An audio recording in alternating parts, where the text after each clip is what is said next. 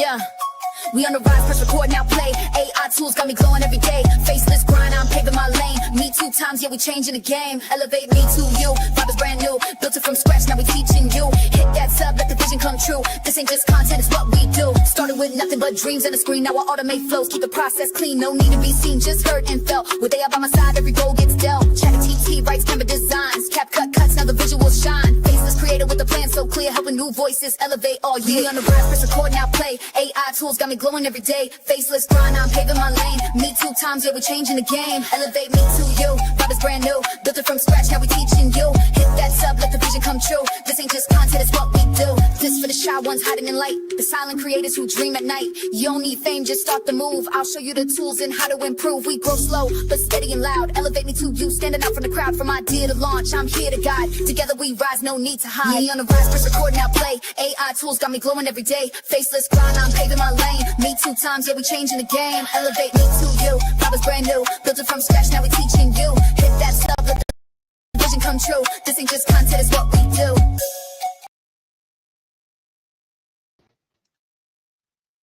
Good morning, everybody.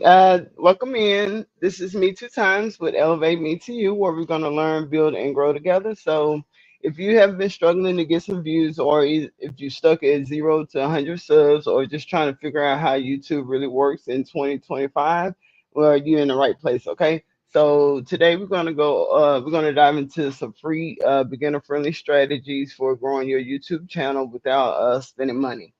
You don't need any fancy gears, no ads, and you just need smart moves and also proven tips from the pros. Okay, so grab a notepad and take notes, and then turn the volume up so you can hear and tap in. Okay, so I'm going to walk through this with you, and we're going to also look at this video from Nick Nimmin,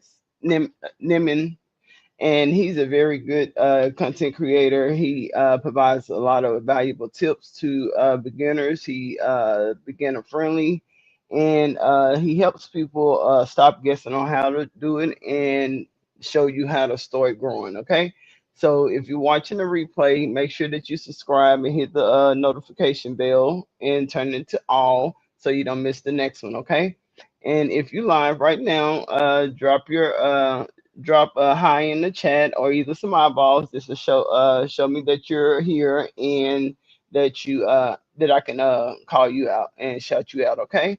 So, and before we get into this, I just want to let y'all know on what I did yesterday. I invested in myself and into my viewers, my audience. I signed up and I spent about $300 for this course with Master P and Spectacular. They have a very good course that's they're gonna start the training later in July, around by July 22nd. And I will be sharing these tips in this course with y'all. We're gonna grow together, okay? So I won't be holding back. I'm not sure how I'll be sharing it. I don't know if I'll just be putting out videos. Will y'all be watching with me? I'm not sure yet how we're gonna do it, but I will be sharing the information with y'all so y'all can grow. Also, there are a lot of um, famous people that has participated in this course, like Timbaland, Ray J. Also, let me see, LaFias, uh, this influencer named Kendall, and there are some more people that participate in it. But it's a very good course, and we're going to grow together. Okay, so I just wanted to let y'all know that is coming up later in July, and that's about it. And we're gonna get into this video. It's about 3 hours long. It's very, very, very good details and information in here. So let's begin. And if y'all find this video helpful and valuable to you, please use the tips that's provided. He will be going over free tools that you can use to grow your channel, where you won't have to be spending a lot of money to get it done. Okay, and let's begin. Welcome to Nimin Live, the #1 place on the internet to learn about YouTube, network with other content creators, and have an awesome time doing it. My name is Nick, and today we are answering your YouTube questions. But first, if you're watching this on the replay, I want to let you know that we put timestamps into the description so you can jump all around the stream to find the content that matters the most to you. But when I say that we got timestamps, everybody. But when I say that we are answering your YouTube questions, I mean myself and my brother from the same mother that you just heard in the background, D. How you doing? How was your week? I'm in the mood today. It's going to be a fun stream. Oh boy! First, we need to talk about MrBeast and his AI. Man, that's just thumbnail generation. Listen, I'm coming in. He's just coming in fast. I'm coming in hot and heavy today. I'm swinging. I'm aiming for defenses. How many of you heard about MrBeast releasing an AI thumbnail generation tool? And you'll talk about that after the news is probably better. We will. Yeah, we'll get into the YouTube news because Tuesday is news day here at YouTube in Nimin Live Studio. Right. So we're gonna get into the news first. Then we're gonna come talk back. About that. Yep. We're gonna come back around and get into MrBeast. Yep. So the very first thing is that auto dubbing is rolling out. Just a heads up, I get these particular parts right here from the YouTube Creator Insiders YouTube channel. So make sure that you are subscribed to that. If you are using the new Creator app, I also update that every time they publish something new. But auto dubbing is rolling out to 80 million creators worldwide. So as long as your content, it is a lot of people. So as long as your account is verified, then you are going to have access to auto dubbing, which is pretty awesome. And the fact that it's 80 million creators, like that's staggering.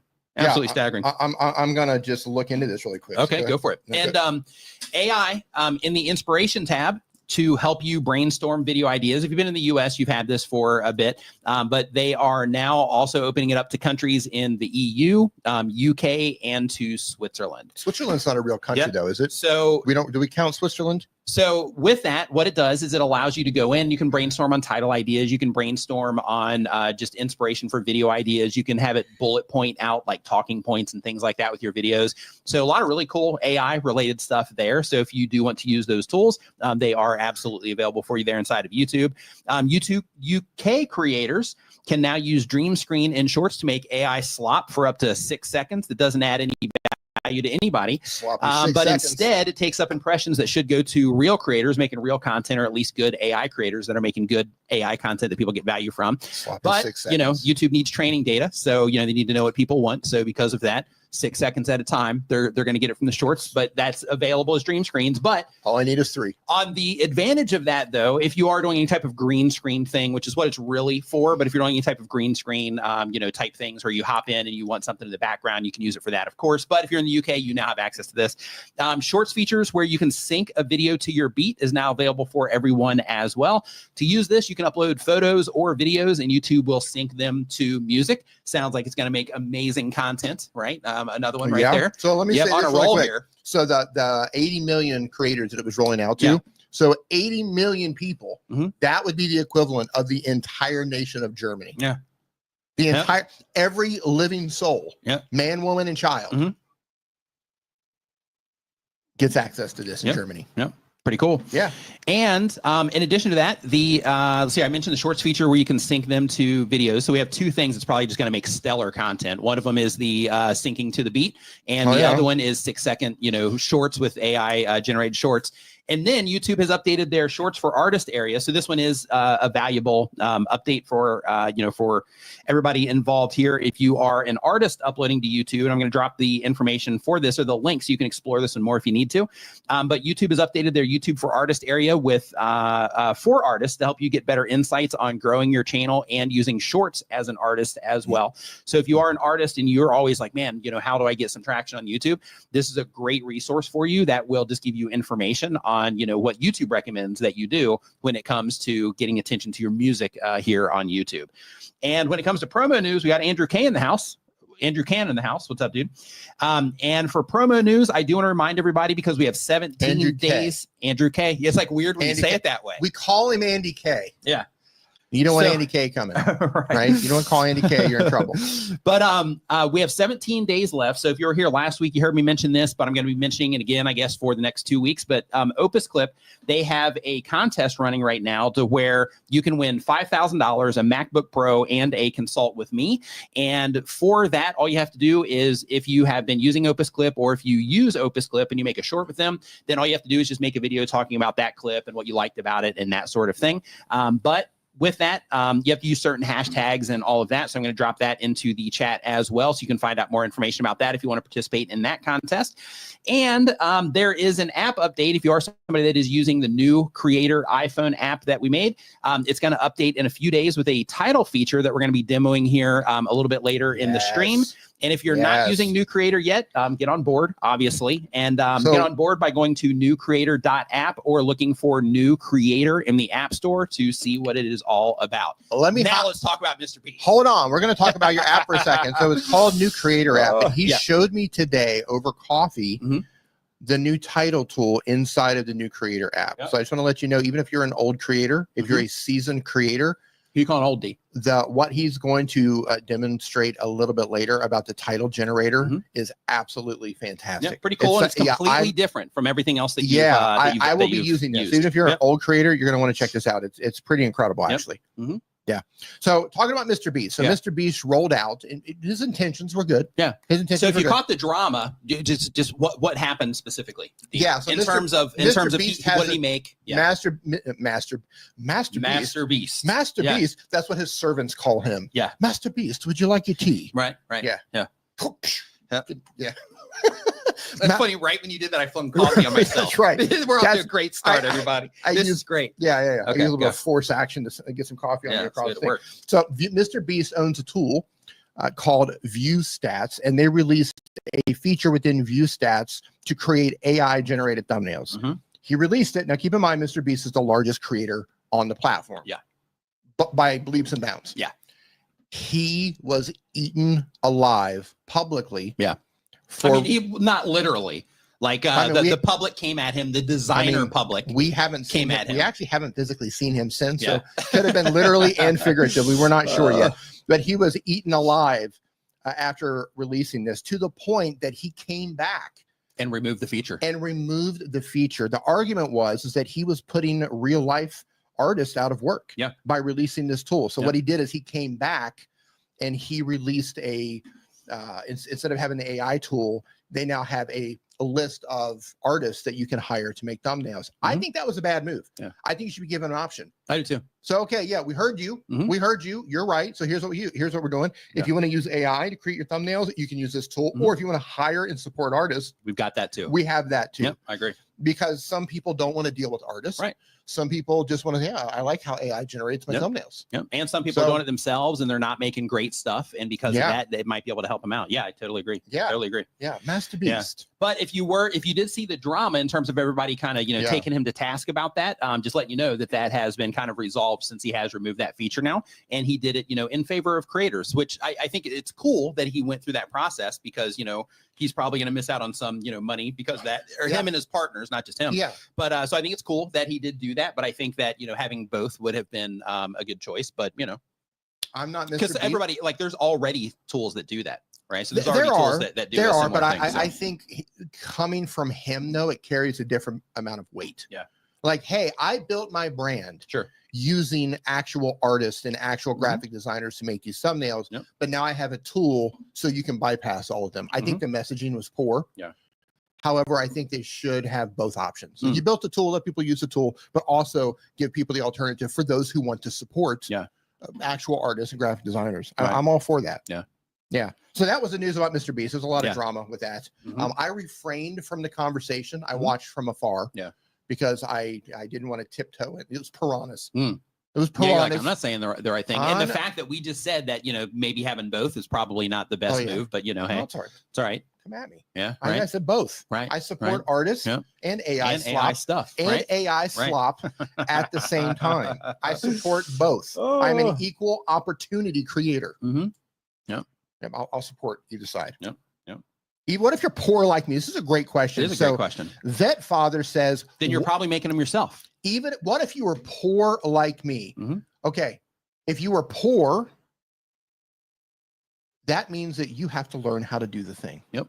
And luckily for you who say that you're poor, there are free tools out there that allow you to make thumbnails for free. Yep. Opus Clip has one actually. Opus Clips. You have opusclips.com? It's opusclip.com / let's see here. They're still kind of fine tuning this. Like it's not amazing, but it's, like it can give you good inspiration and sometimes it can give you a good result. While he's waiting on that, if you have a desktop computer, you can use something like. Okay. And also I will be dropping in the link for the Opus Clip that they talking about. And then also, I will also drop the link to a video that I have on my channel about using Canva to do your thumbnails and doing any kind of editing. Okay.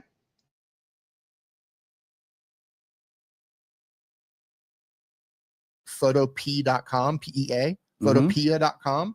You can use a free app called Snapseed. Yep. There are other free graphic apps that you can make these on your phone. There's video tutorials on how to do this stuff. Canva, there is a free version of Canva, canva.com, that you can make free graphics. Tube Spanner, you can make thumbnails in there on the free plan. Yep. Right. So if you are poor, if you have zero money, you can still make your own thumbnails. So you're going to need to learn how to do them yourself, or you're going to pay somebody to do them. Right. Either way. Yep. And a lot of people, like I enjoy making thumbnails. Like I like it. I know you have somebody make yours, but like I like it. Like I like sitting there and thinking about like, okay, how am I gonna represent this idea? And just sitting there and mocking stuff up. And sometimes they're just like basic thumbnails just because I'm like trying to get it done or whatever. But other times I'm like, you know what? Like this is fun. I used to like to make thumbnails. Yeah. What I do now, my thumbnail process now, is I have an awesome guy that's been working with me for a very long time, working with us for a long time, doing various things. And I send him ideas, and he knows my style. This is the style we have. This is the fonts we use. This is whatever. And here's the style. This is what I'm going for. Here's a general idea. Here's what I want to showcase. And then, make like 5 ideas, or 5 or 6 ideas. I'll come back with the ideas, and I'll choose the best one. And I'll either have him polish that, or I'll take it and polish it from there. Because it's never. And by the way, if you work with the designer, it can sometimes be faster. Just take it and So if you work with the designer, here's a little tip. If you know how to do the work yourself to kind of get things just right, just get the designer to get it like 90 or 90%, 90, 95% there. And then if you have if you have the eye, if you have the ability to do that final 5% polish, I find it's easier to do that than go back and forth. Yeah. Right. Trying to get that last faster, it's more efficient. Trying to get that fast, that last 5 or 10% polished is so much easier if you learn how to do it yourself. Yeah. That's my process. Yeah. Fantastic, dude. And really quick, somebody mentioned in here that they're using TubeBuddies. Yeah, TubeBuddies is really clunky in comparison to pretty much anything else that you can use. They're out of date. So yeah, they're really out of date. Since they got purchased, they haven't done anything to really update their tools to stay modern. Right. In my opinion, it's clunky. Yeah. But basically, when it comes to thumbnails, just let us know in the chat what you use to make your thumbnails. Just out of curiosity, just curious what everybody's using for that. For me, I'm a Photoshop person. I love Photoshop. I've been using Photoshop since before it was, like when it was Photoshop. Before it was like Photoshop Adobe 1. Before it was like Adobe Photoshop point whatever from the creative download thing that you're forced to download put in your computer. But I'll also say this for those of you who are struggling with thumbnails. You don't have to make a fancy thumbnail. Yeah. Sometimes a picture. Yep. Sometimes a simple picture that captures the right element is all you need. A single screenshot from the video sometimes does the trick. So we got Pat. Okay, and also if you look at the thumbnail to this video, that's the method that I used for this thumbnail that I did was a screenshot of the analytics page, just because it's talking about YouTube growth. So I used that as the background for my thumbnail and just added text on top of it. Astro here using vidIQ and ChatGPT as a mix. We have Shark Scrapper using Canva. We have that scratching post using Photoshop. And we have Tan going in the kitchen using vidIQ and Adobe Express. We've got Monique Joyner using Photoshop. We've got another Canva in here. We have Brian using Adobe Express. We got more Canva in here. Doug Houston uses Canva as well. Really iPixie, quick. that's the first time I've seen that one. I've never Really seen quick, that one really before. quick. Chantel, I want to publicly thank Chantel. I just noticed you gave a very generous donation to Creator Mix. Thank you. Thank you so much. It was mighty kind of you. Yeah. Appreciate it. Yeah, we got Josephine DeSmet in the house. Hope you're doing great, Hey, Josephine. It's been a Josephine. while. Hope that you are doing great. It's been a minute. Yep. Yep. Yep. I just saw her I love posting on Instagram. When you were doing stuff over there, I was doom scrolling. Yep. Otherwise, I was stream prepping. And there's Josephine. Nice. And then here she is. Nice. Some Beetlejuice stuff. Yep. Am I the only GIMP user? So I think a lot of people use GIMP as well. It's not something that you hear talked about a lot, but I think people definitely do use it. Because if you are searching for like free thumbnail makers and things like that, like GIMP is in that list a lot. So I don't think you're alone in that. So yeah, super cool. And if anybody's looking for stuff to make thumbnails, you just got a whole list of things to try. So there you go on that. So D, so you want to get into the questions. So really quick, if you are here for the first time and you don't know how any of this works, basically we have a form that is down in the video description. You can also find the same exact form if you're watching on somewhere to where you can't act like on LinkedIn or Twitter or something that you can't quickly get down to a video description. Then in that case, you can go to nickniman.com/ask and it's going to redirect you to that same exact form. But the form, all you have to do is you either just click on the link in the description or you type in that URL that I just mentioned. It's going to send you to this form. And then when it sends you that form, all you got to do is just fill out the information. And then we answer the question here on the stream. So it's all free, thanks to the sponsors of the stream or thanks to the sponsor of the channel. And because of that, just feel free to ask any question that you have. And sometimes people are intimidated and they're like, oh, well, this might be like a stupid question or whatever. Just keep in mind, we're all at different places when it comes to all these things. And there's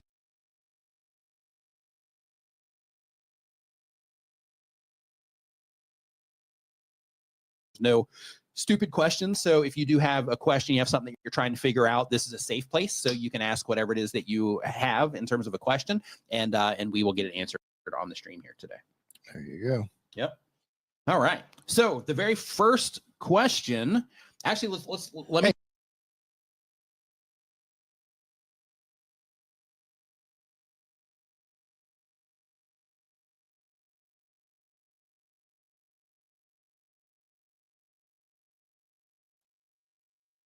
Okay, give me just a second.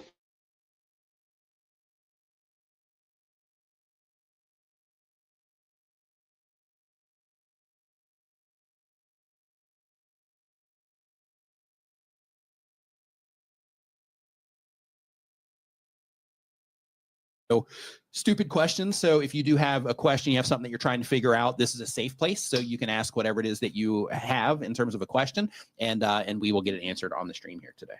There you go. Yep. All right. So the very first question, actually, let me give I think you had a super chat come in. Oh, iPhone Chris. Thanks, dude. Super chat. Thanks for super chat. Thanks, Appreciate Chris. it, my man. So the very first question is from DYXA Gaming. They upload every other day, been on YouTube for less than a year. They have a gaming channel, and the goal of the channel is to fit their time, quit their job and to be a full-time content creator. And the question is having VLC on when your video is still unpublished gonna make it have more impressions when it's published? No. So the software that you're running on your computer player? has, the software that you're running has no impact on, whatsoever when you are, publishing your videos to YouTube. The thing that matters when it comes to YouTube is when they're showing it to people, can people easily identify that it's something that they might be interested in some way? And then once they identify it through the thumbnail in terms of this is something that I might be interested in, then from there, they're going to look at the title or they're just going to click straight through. And then if they do look at the title, that title needs to be informative or compelling in some way to where they will click on that, and then they come into the actual video itself. And then from there, how people respond to that entire thing in terms of, they see your thumbnail title somewhere on the platform, they click on it, they go in, and then how they interact with the video. Like those are all things that are a part of a chain that tells YouTube if people are enjoying that experience or not. And if YouTube detects that you are giving a favorable experience to people and they're enjoying, getting satisfied by the experience they're having, then they're going to continue showing your content to more people. But if people don't respond at a competitive level for the platform, then in that case, they're going to prioritize the content that does, get that better response. And then really quick, they have one more on here, and I'm going to go ahead and just mention it real quick. It says, is it to put our unpublished one scheduled, is it a wrong, unpublished one and changing it to scheduled, is it wrong? Since I did that last time, those view counts went to 0. So if it's public and then you take it private or you make it unlisted, then yeah, you're going to have problems there. In terms of like, if you're trying to make it public again. But if you have an unpublished video or an unlisted video and then you change it to scheduled, that's perfectly fine. And that's actually a normal part of the upload process. So next up on our list here, we've got Jabari's fitness channel. They upload 1 time per week. They do health and fitness content. The goal is to make money. And the question is, how can I grow my channel even with long form videos? What can I do to get more views? And are my thumbnails and titles bad? And a little side context here they mentioned that they've been making videos for almost 3 years. Their channel's been growing a lot faster lately, and they've been doing live streams since they haven't been at school. Their long form videos are not getting as much views as their live streams, and they notice that the live streams also get views after. So basically what they're trying to do is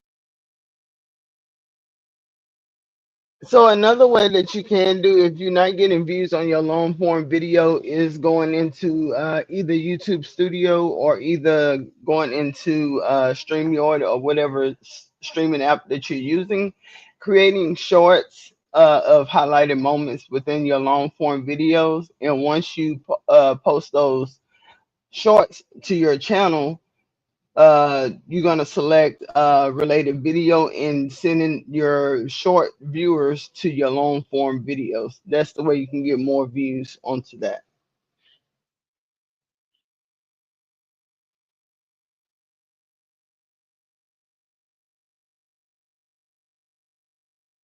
They are trying to, use this to, eventually, be able to start a gym, that sort of thing. And basically they are just wanting me to take a quick look at the channel. So what I'm going to do is I'm actually going to just take a really quick gander here off camera, and then we will kind of see what it is that you have going on there. Nothing on cam. Not sure yet. Let me just kind of see what's happening here really quick. And as he's going through this channel review, try to see what kind of tips he's providing. Okay, and the views that you're getting. So try to see what tips he's providing and apply to your channel. What works. And then you've got this one over here with like 127. So the reason that you're getting the reason that you're getting a different response on the vertical live streams compared to the horizontal videos is because the horizontal live streams just show up in people's feed, right? So the difference is when somebody's interacting with the shorts feed, then they just swipe up and then bam, your video is there. And then YouTube is going to give that as an impression. And then depending on how long they watch for, then they might count as a view. When it comes to the long form content, there's a lot more involved because people have to see the thumbnail and title. It has to be something that they're interested in. They have to be able to identify it against all the stuff that YouTube is recommending to them. And then they have to click into it. Then they have to enjoy that content at a level that's competitive for the platform so that YouTube will say, hey, people are really enjoying this. So let's go ahead and, show it to more people who are into this type of thing. So the difference is right now, you are getting a response when the content just shows up in front of people, but you're not getting a response as well because you're getting some views on the other stuff, but you're just not getting as much traction on the other one because you still need to work on all of the parts involved with making good thumbnails, which you're on your way there, by the way, but you're making good thumbnails, having good titles, making topics about things that people, care about. And then once they come into the video content, learning how to make the videos so that people will, respond well to the videos also. What fell over there? And using ChatGPT can help you with your titles and even how to design a thumbnail also. We've got Daniel Craig. Daniel Craig uploads when they have time. They've been on YouTube for less than a year. Busy making James Bond movies. That's what he's doing. Yeah, I think it's Krige. So I don't know if that's Krieg or Craig. Okay. So I just said Craig, but yeah. Different. Not the actor. Not the actor. Are you sure? Okay. I mean, I don't think. I mean, maybe old Blue Eyes is in here. I don't know. Yeah. So, but they do animal/education. The goal of the channel is to connect with others who like what they like. And the question is, does live streaming help my YouTube channel/community? If you have people that are hanging out in your live stream and people come to your live stream to interact with you and they enjoy that stream and they have a good time, then yeah, they can be helpful. In terms of just live streaming, and if you let's say, I'm actually just going to look real quick. Like if you don't have anyone hanging out in your live stream in that particular case, then it's not super helpful. But if you do have people that are showing up and hanging out in there, then yeah, it can be helpful because you're getting watch time for that. So when you are live streaming, that watch time does count towards your monetization. So yeah, the live streams definitely help. In your case specifically, I know the purpose of this is to connect with others who like what you like. So in order to help me grow my channel and to get one of the tips things out to y'all, that y'all could interact in the chat and share the live with the others. Yeah, that you're fine. You're fine. You're fine. Yep, you're fine. All right, next up on the list. Next. All right, so we've got, let's see, okay, so we did Daniel already. The actor. Confirmed. Yeah. No, I'm confirmed. Yeah. That's the actor. Yeah, it's the I actor. confirmed that off It's screen. the actor, I think. Yeah. So next up, we got JJ, the Lonely Bull in Asia. They do bi-weekly content, but on YouTube for 1 year or more. They do travel content. The goal of the channel is to make money. And the question is, recently, the Philippines has released a circular NPC circular number, which seems to make it almost impossible for a vlogger. Oh, okay. So basically they have a law now that makes it nearly impossible for a vlogger to legally video in public. Did you hear about this? No, but I saw Yeah. the tally is Yeah, that's a whole that's a whole other thing. Yeah, probably because of him. but yeah, I think so. Listen, but they passed a law there now Okay. to where if you are vlogging, you can't show other people in the background. Good. So in other places where, you know, if it's in public, you're safe there. In the Philippines, you can't do that anymore. So so if you are vlogging in the Philippines, you have to go into like alleyways and you know, things like that, so that you are not Showing other so you're not people. showing other people. Yeah. So they're leaning on privacy, you know, That's essentially. interesting. Yeah. Yeah, good for them. I mean, Yeah. you know, each country comes up with their own set of laws. Yep. Yeah. So what's the latest on Vitaly? He looks like he's lost a bunch of weight and stuff, but I don't really keep up, you know, on that. So Yeah, not he's sure, but I know that I think facing he got convicted, I believe. did they convict him? I think so. I could be wrong, but I don't keep up on I what think he's doing, facing so like a I'm not couple sure. of years or something like Yeah, that. I think it's like 20 years or something like that. It's I like don't a know. long time. Yeah. Listen, you've messed up. Yep. You have messed up royally, and you have done everything wrong. Yep. If you are in a position to where you're in the media, handcuffed, being paraded around a foreign country's media, a country like the Philippines or Laos or Cambodia or Thailand or Myanmar, Southeast Asia or some other developing country, and you're facing years, possibly decades in prison, you have done everything wrong with your life. That is just insane, man. Yep. Just insane. Yeah. Hey, Salon Guy, DM me on Twitter. I see your message in here in the chat. Just DM me on Twitter. So basically the rest of this, they say that they'll have to blur out every face and mute every random voice in their video. Mute the voices. Many of my YouTube friends have already shut down their channels and deleted most of their videos. In addition, the government of the Philippines are requiring anyone who will video on a social media platform while in the country to register in the Philippines. Can you guys comment as to the legality of registering in a country, even if your channel's from another country? Also, do you see any other countries becoming this strict in the future? And if so, what is the future of content creators doing this type of content? So like we briefly touched on, I think that a lot of what this is about is because of the Vitaly situation, possibly. Maybe they're getting other complaints as well, because I know that I've watched some, you know, content coming out of there, and I've seen, you know, a lot of people that are doing things that are just not favorable to the image of the Philippines. There are jackholes in the Philippines and Korea and Japan. Yeah. There are, and almost all of them are American. Yeah. I don't know what Vitaly is, but I'm not sure. A lot of the others are Americans, and they are just making absolute fools of themselves, embarrassing their home country, embarrassing the locals. Right. Listen, as someone who lives in a foreign country, and as someone who has to abide by the laws in a foreign country, I'll say this very, very boldly. While I don't agree with all of the laws some of these countries come up with, and some of them are pretty strict in various countries, I don't agree with them. But if you are in that country and you choose to be in that country, those are the cards the rules you got to play by. Those are the rules, right? You are, by being in that country, regardless of how ridiculous those laws may seem and how much you disagree with those laws, and on the surface, how much how, like it could be that's just nonsense. Why Right. would you do that? Right. If you are in that country, you are agreeing to those terms. Mm-hmm. You're essentially downloading an app and agreeing to those terms. Right. It's the same thing. Mm-hmm. Like, I want to be here, so I have to live by your terms, even if I don't agree with them. Yep. So do I think it's overreaching? Maybe. But if the government is trying to look out for their people who are being harassed, potentially, right, exploited financially to some degree by tourists who are coming there and filming people, I think they have a right to try to protect their people. Yeah, I agree. Is it overreaching? Maybe, Yep. but they're trying to do the best they can to protect their people. Will this spread outward?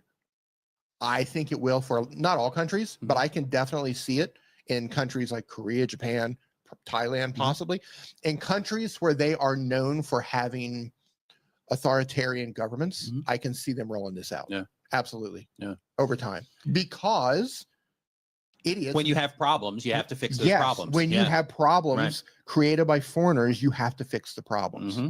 That's my take on it. It's not that I necessarily agree with the whole thing, but when you go somewhere and you create a problem, eventually there's going to be a pushback to that problem. Right. Eventually. Yep. That's my take. Yeah, if people were more respectful, then everything would work better. But unfortunately, that's not the world that we live in.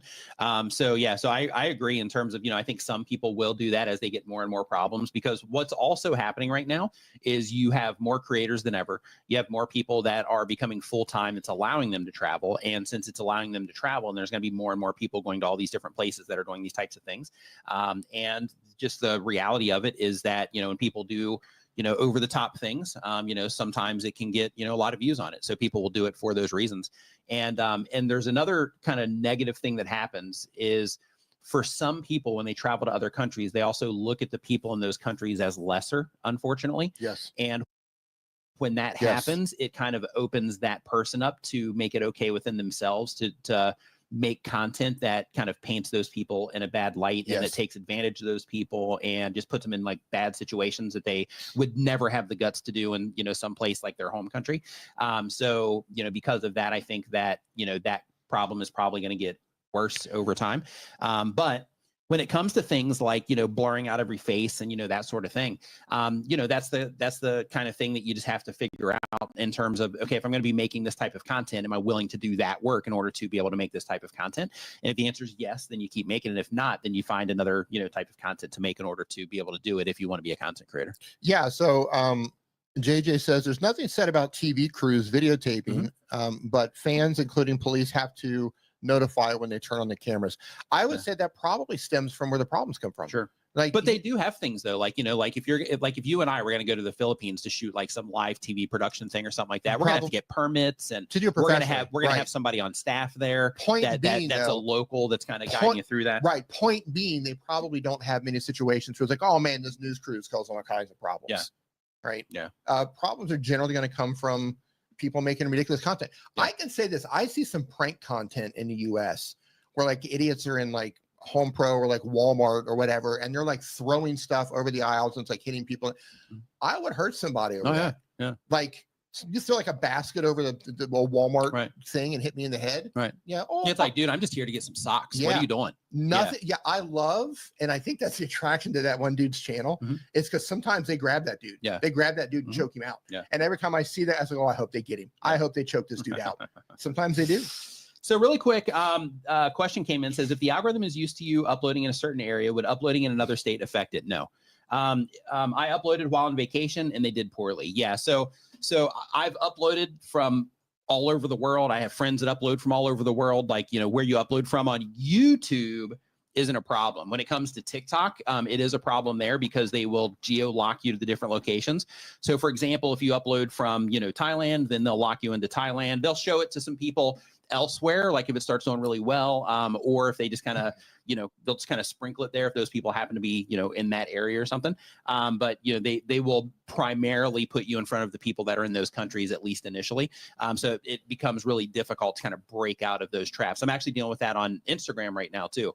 So are they locking you in on Instagram too? Yeah. So I've got TikTok figured out.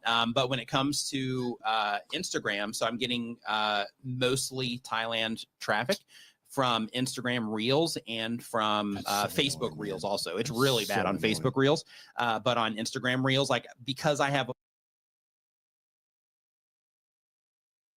And I just want to say welcome in to the people that's on Kick. If you're enjoying this content, please subscribe to my YouTube channel.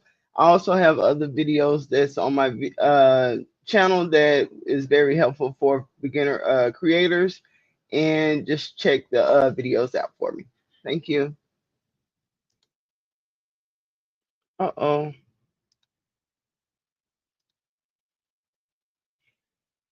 I might have went back You to the wrong are here spot. for the first time and you don't know how any of this works.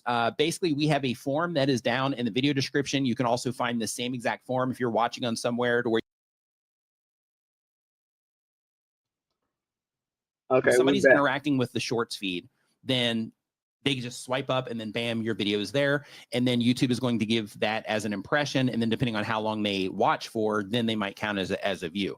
When it comes to the long form content, there's a lot more involved because people have to see the thumbnail and title. It has to be something that they're interested in. They have to be able to identify it against all the stuff that YouTube is recommending to them. And then they have to click into it. Then they have to enjoy that content at a level that's competitive for the platform so that YouTube will say, hey, people are really enjoying this. So let's go ahead and, show it to more people who are into this type of thing. So the difference is right now, you are getting a response when the content just shows up in front of people, but you're not getting a response as well because you're getting some views on the other stuff, but you're just not getting as much traction on the other one because you still need to work on all of the parts involved with making good thumbnails, which you're on your way there, by the way, but you're making good thumbnails, having good titles, making topics about things that people, care about. And then once they come into the video content, learning how to make the videos so that people will, respond well to the videos also. What fell over there?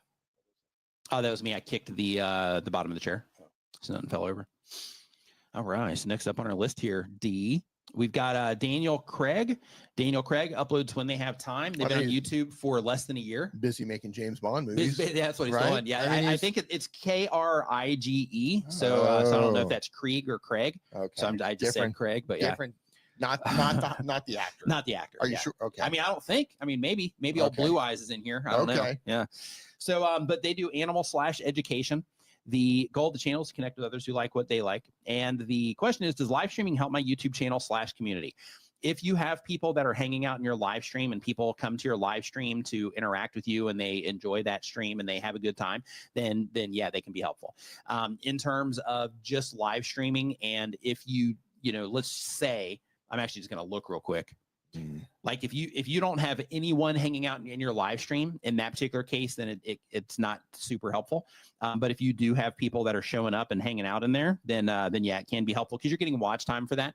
So when you are live streaming, that watch time does count towards your monetization. So yeah, the live streams definitely help. In your case specifically, I know the purpose of this is to connect with others who like what you like. So I'm not going to go too far on this, but one of the things that I think that you need to no, you're fine. You're fine. Yep, you're fine. All right, next up on the list. Next. All right, so we've got, let's see, okay, so we did Daniel already. The actor. Confirmed. Yeah. I'm confirmed. Yeah. That's the actor. Yeah, it's the actor. Confirmed that off screen. It's the actor, I think. And I do apologize. So I went back to the wrong spot. They do bi-weekly content, but on YouTube for 1 year or more. They do travel content. The goal of the channel is to make money. And the question is, recently, the Philippines has released a circular NPC circular number, which seems to make it almost impossible for a vlogger. Oh, okay. So basically they have a law now that makes it nearly impossible for a vlogger to legally video in public. Did you hear about this? No, but I saw the tally is yeah, that's a whole it's a whole other thing. Yeah, probably because of him. But yeah, I think so. Listen, but they passed a law there now to where if you are vlogging, you can't show other people in the background. Good. So in other places where if it's in public, you're safe there. In the Philippines, you can't do that anymore. So so if you are vlogging in the Philippines, you have to go into like alleyways and things like that. So that you are not showing other people. You're not showing other people. Yeah. So they're leaning on privacy, that's essentially. Interesting. Yeah. Yeah, good for them. I mean, Yeah. you know, each country comes up with their own set of laws. Yep. Yeah. So what's the latest on Vitaly? He's lost a bunch of weight and stuff, but I don't really keep up, you know, on that. So Yeah, not he's sure, but I know that he, you know, I think facing, he got convicted, I believe. did they convict him? I think so. I could be wrong, but I don't keep up on what he's doing. facing So like a couple I'm not of sure. years or something like that. I think it's like 20 years or something like that. It's I like don't a know. long time. Yeah. Listen, you've messed up. Yep. You have messed up royally, and you have done everything wrong. Yep. If you are in a position to where you're in the media, handcuffed, being paraded around a foreign country's media, a country like the Philippines or Laos or Cambodia or Thailand or Myanmar, Southeast Asia or some other developing country, and you're facing years, possibly decades in prison, you have done everything wrong with your life. That is just insane, man. Yep. Just insane. Yeah. Hey, Salon Guy, DM me on Twitter. I see your message in here in the chat. Just DM me on Twitter. So basically the rest of this, they say that they'll have to blur out every face and mute every random voice in their video. Mute the voices. Many of my YouTube friends have already shut down their channels and deleted most of their videos. In addition, the government of the Philippines are requiring anyone who will video on a social media platform while in the country to register in the Philippines.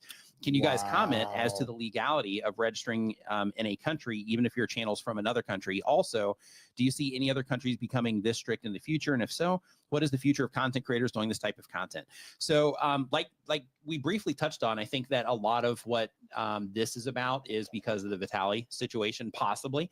Maybe they're getting other complaints as well, because I know that I've watched some, you know, content coming out of there, and I've seen, you know, a lot of people that are doing things that are just not favorable to the image of the Philippines. There are jackholes in the Philippines and Korea and Japan. Yeah. There are, and almost all of them are American. Yeah. I don't know what Vitaly is, but I'm not sure. A lot of the others are Americans, and they are just making absolute fools of themselves, embarrassing their home country, embarrassing the locals. Right. Listen, as someone who lives in a foreign country, and as someone who has to abide by the laws in a foreign country, I'll say this very, very boldly. While I don't agree with all of the laws some of these countries come up with, and some of them are pretty strict in various countries, I don't agree with them. But if you are in that country and you choose to be in that country, those are the cards the rules you got to play by. Those are the rules, right? You are, by being in that country, regardless of how ridiculous those laws may seem and how much you disagree with those laws, and on the surface, how you know, like it could be like that's just nonsense. Why would you do that? Right. If you are in that country, you are agreeing to those terms. You're essentially downloading an app and agreeing to those terms. It's the same thing. Like, I want to be here, so I have to live by your terms, even if I don't agree with them. Yep. So do I think it's overreaching? Maybe.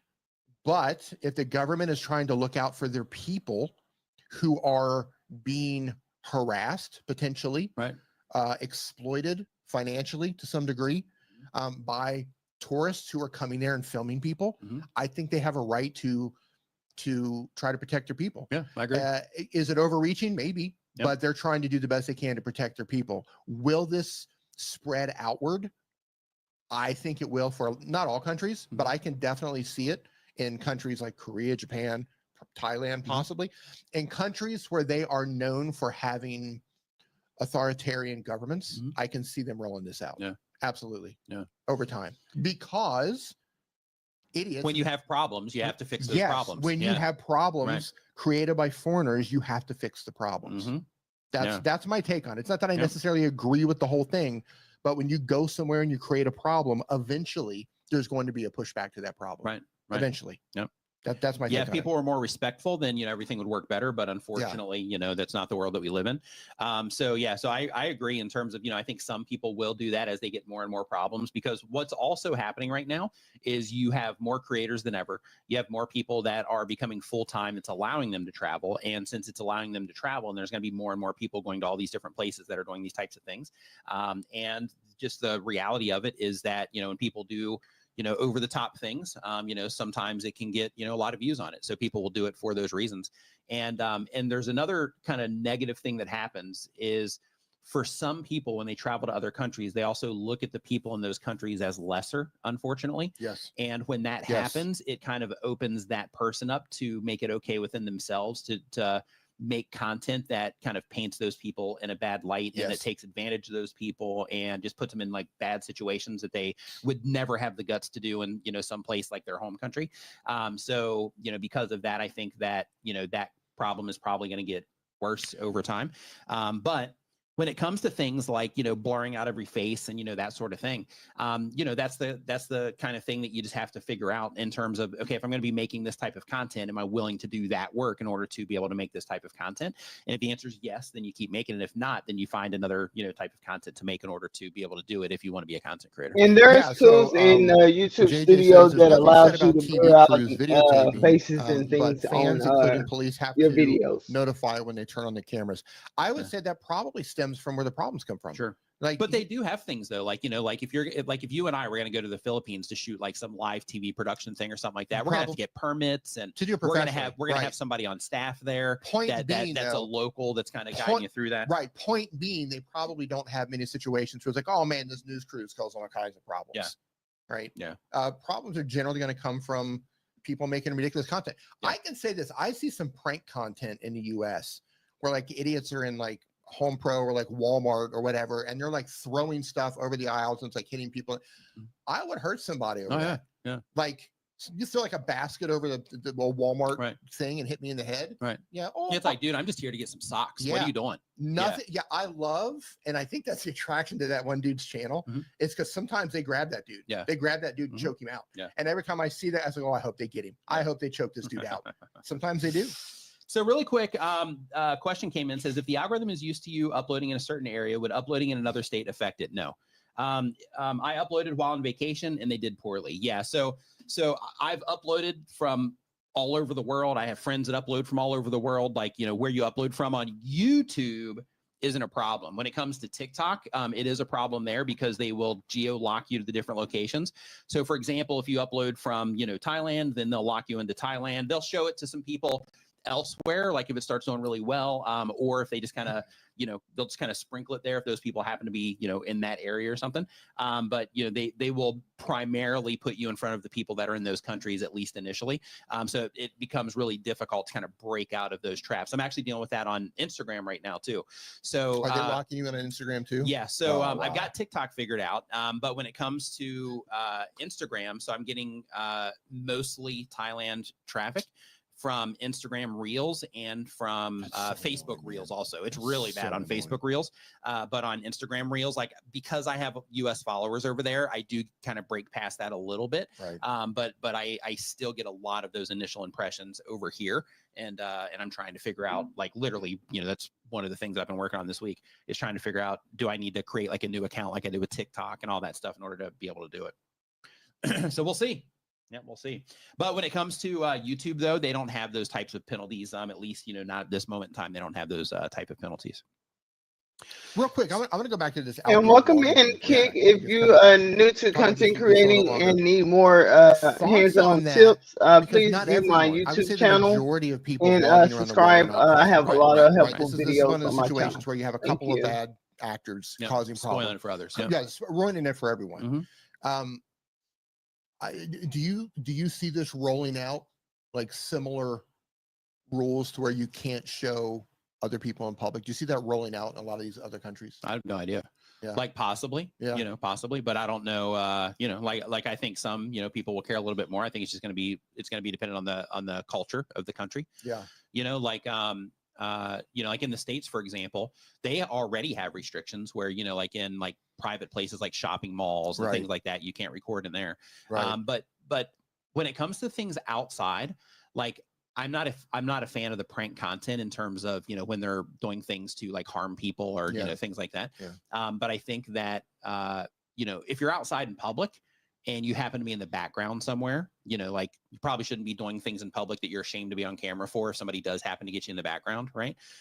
So because of that, I think that, You know, you ended that up just as a citizen, we should be mindful of how we're acting in public. Did But when it comes to, you know, content though, you ended up in somebody's vlog. Yeah. You ended up in a vlog. Yeah, I was in Hong Kong. Yeah. And I just picked up the Roadcaster. That one actually, I think. Mhm. But I just picked up the Roadcaster when it first came out, and I was just standing on the side of the road, and I saw somebody walk by vlogging, and I like turned to, you know, look at him because I noticed they were a content creator.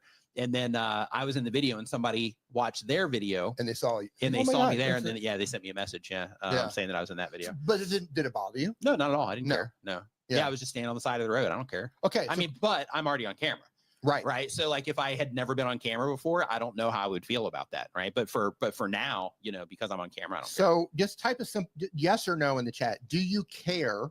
Do you personally care if you end up in the background of somebody's vlog? Just type in a yes or no. Yeah, a bunch of content creators. I wouldn't imagine it would be too bad, but maybe. I mean, we'll see. Never know. Yeah. You never know. Yep. Yeah. Yeah. Jerry said that he found himself walking in the background of somebody's video. Oh, love it. Yeah, we got some no's coming in. Yeah, a bunch of no's. Yeah, I think as content creators, I think it's a little bit different, you know, because we're all used to being on camera and that kind of stuff anyway. I think not everybody's on camera though. Yeah. There's a lot of faceless channels out there. And some people are just kind of weird about that. Unapologetically Sensei says, don't care, my felonies are gone. Oh, love it. Love it. Yeah, and Dirt off the history says I'd rather not be, but I do have, you know, personal reasons for that. Yeah, that's understandable. So yeah. Yeah, I will say this. I think there should be a line drawn, and I believe Chantel mentioned this a little bit earlier, where Australia says you can't film anybody under the age of 16. Yeah. So I think there should be a line drawn for children. Yeah. Like you shouldn't be able to, you know, there shouldn't be kids running around, you know, unless you're there with the parents, and the parents. If that were to happen, that would just decimate all of the Disney channels, like all the Disney vloggers. Yeah, decimated instantly. Going into Disneyland and stuff. Yeah, as soon as that happens. Yeah. Well, but I think there should be something in place there. Yeah, you blur the children's faces. Yeah, Australia just passed a law, or they're in the process of it. And she posted about this earlier too, to where if you are under 16 years old, then you're not supposed to have like social media accounts at all. Oh wow. Yeah. Interesting. Yep. So that's kind of interesting too. I can't. So we'll see how we'll see how it all goes. Like, I can't disagree with that. Yeah, we'll see. What are your thoughts about that? I don't know, man. Like, it's been so long since I've been a kid, and I don't have kids, so you know, I'm probably not the best person to ask, you know, about that.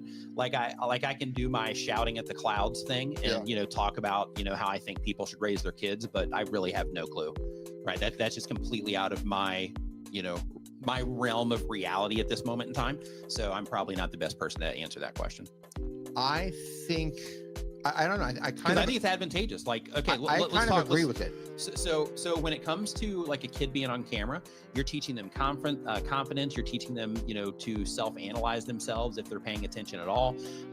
So you're teaching them how to communicate, or they're learning how to communicate if they're, you know, trying to get results or emulate other content creators. Like they're going to be learning all these skills, probably learning how to edit videos, learning how to make stuff, learning how to present. So there's a lot of like really valuable skills that come along with it that they would be able to leverage.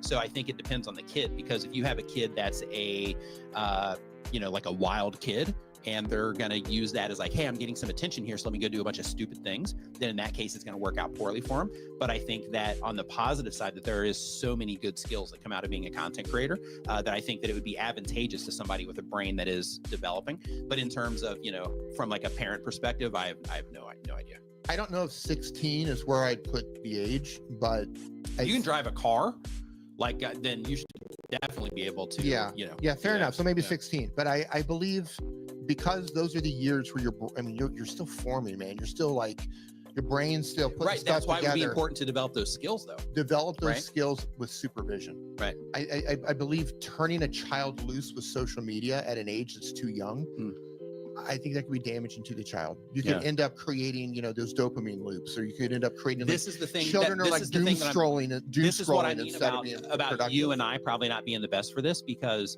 saying that they can do it with supervision, but knowing that like a lot of people, especially where we're from, like in the States, like a lot of people are, you know, working like, you know, full-time jobs, coming home exhausted. They already have all the extracurricular things they have to do and all that stuff. And then putting the social media thing on top of that and saying that the path is to, you know, do it with supervision. Like, I mean, it's part of being a parent, I guess. I don't know. But like, you know, I think it's just, you know, adding the thing. But I think with having something like when you upload this, I have to approve it before you publish it, right? Like make it and then send it to me, and then I approve it before you publish it. Like that might be the thing. But again, like I think we're just out of our out of our element there, talking about about that. But you were a child, right? But it's a totally different world now too. It is, but you also understand the dangers of social media. So yeah, I mean, obviously that's a decision that the parents should have to make, but at the same time, I don't think platforms or government should make those decisions. I think moms and dads should make those decisions, not the government. The problem is the moms and dads didn't make the decision. That's why the governments are stepping in. But they're doing it by not making that decision. They're making the decision, right? Yeah. I don't know. That's a tough conversation to have. Yeah. So if you say, okay, well, 16's the limit. Yeah. Then what's too young? Right. Can you hand a 6-year-old your phone and just say, have fun on YouTube? Right. I mean, they have YouTube Kids for a reason. You're supposed to kids on there. Yeah. I don't know. Yeah. Anyway, let's move on. Yep. Just don't have kids. How about that? Oh, so Life with Ricky is problem solved. Life with Ricky is the next question. They upload one time per week or more. Kids making little hats in the Philippines or in China or making iPhones or something. Don't let them have social media. Life with Ricky is the next channel. They upload one time per week or more. They've been on YouTube for less than 6 months. They do family-friendly comedy skits. The question is, I post 3 new shorts every week on Fridays, Saturdays, and Sundays with 4 days of non-posting during the week, avoiding those low audience viewership days. Should I continue to post on this pattern, or should I save up 30 skits and post them all in a row once for 30 days? What is the best chance of success? The best chance of success is understanding who it is that you're making content for, what you're trying to achieve, and trying to make the best content that you can for the people that you are making content for. That's the best chance of success. When it comes to the videos that you're publishing, instead of thinking about it through the lens of, okay, I just need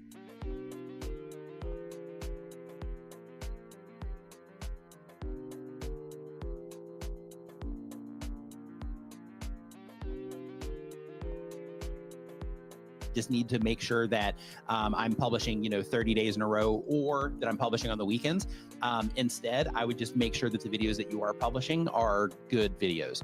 And if you focus on making that the priority instead of the upload, then in that case, what's going to happen is you are going to be publishing, content. You're going to be getting feedback from that content. As you're getting feedback, it's going to tell you the things that people are that are watching your videos do and do not respond well to, and then you're going to be able to use that information to figure out the next videos that you're going to make and the things that you're going to do in those videos. And then once you get everything to a level to where you're like, hey, I'm like super happy with the views that are coming in, and now I want to figure out how to scale things up, then that's where I would have that conversation about considering going daily and that kind of stuff. Now, if you have the time to manage it and you can also focus on improving the content and making content that people enjoy, and you can do that at 30 days, then you will learn faster. But if you're like just making it part of the thing and just kind of making content to get it up, I don't think that's necessarily the best approach if you're wanting to make content long term. And the reason for that is because the going 30 days and doing 30 skits in 30 days just for the sake of doing it, like those are really great ways to burn yourself out, because then you're focused on publishing versus focusing on making something good that people enjoy. Question really quick, and I don't want to keep harping on this, but in Australia, did they also limit online gameplay to 16-year-olds, or is it just social media? Do you know? I think gameplay is good too. Like when it comes to gameplay, skills. No, I think it's just social media. It's just social media. I think. I don't know. So they can play games online with others, but they can't have a social media account until 16. Is that correct? To my understanding, yes. All right, just curious on that. Yeah, I think games are good too for kids. Like there's science that actually or studies that have been put out showing like how beneficial those are for developments in adults too. So I read one thing where they were talking about how they did a study. I can't remember how many doctors it was. It might have been I think that the chats in those gaming rooms are a lot more brutal than they are just being on social media. And the group of doctors that were gamers outperformed everybody else that wasn't gamers in almost everything. Yeah. Oh, that's interesting. Yeah, I think it's fair to say that anything is okay in moderation, within reason.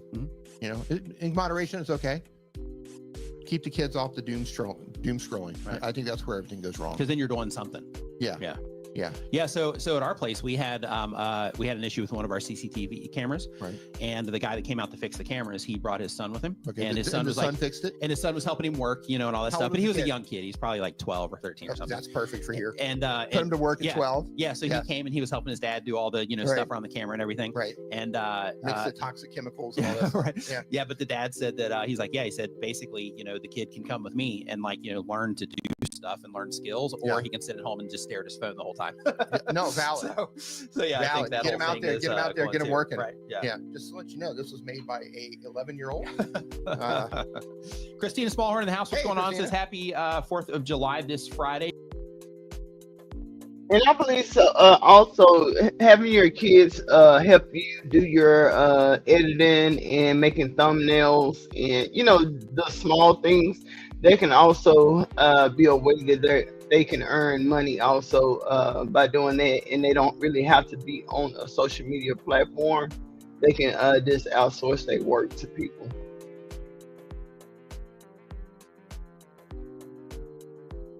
Hey, just to let you know, appreciate that. Really? Yep, goes quick. Yep. Wow. We are again. Happy 4th of July, Americans, this coming Friday. That's crazy. Yep.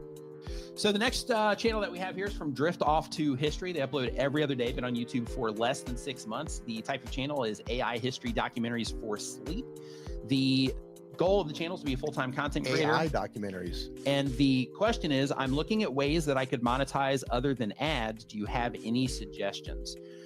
So because you're doing it for sleep, you're in a little bit of a unique position compared to most content creators. And the reason for that is because of... Here's what I would do, because I have problems with sleep. Okay, Go. Yep. Yeah, because I have unbelievable insomnia sometimes. If you're doing anything for sleep purposes, I would try to sell products that help people sleep.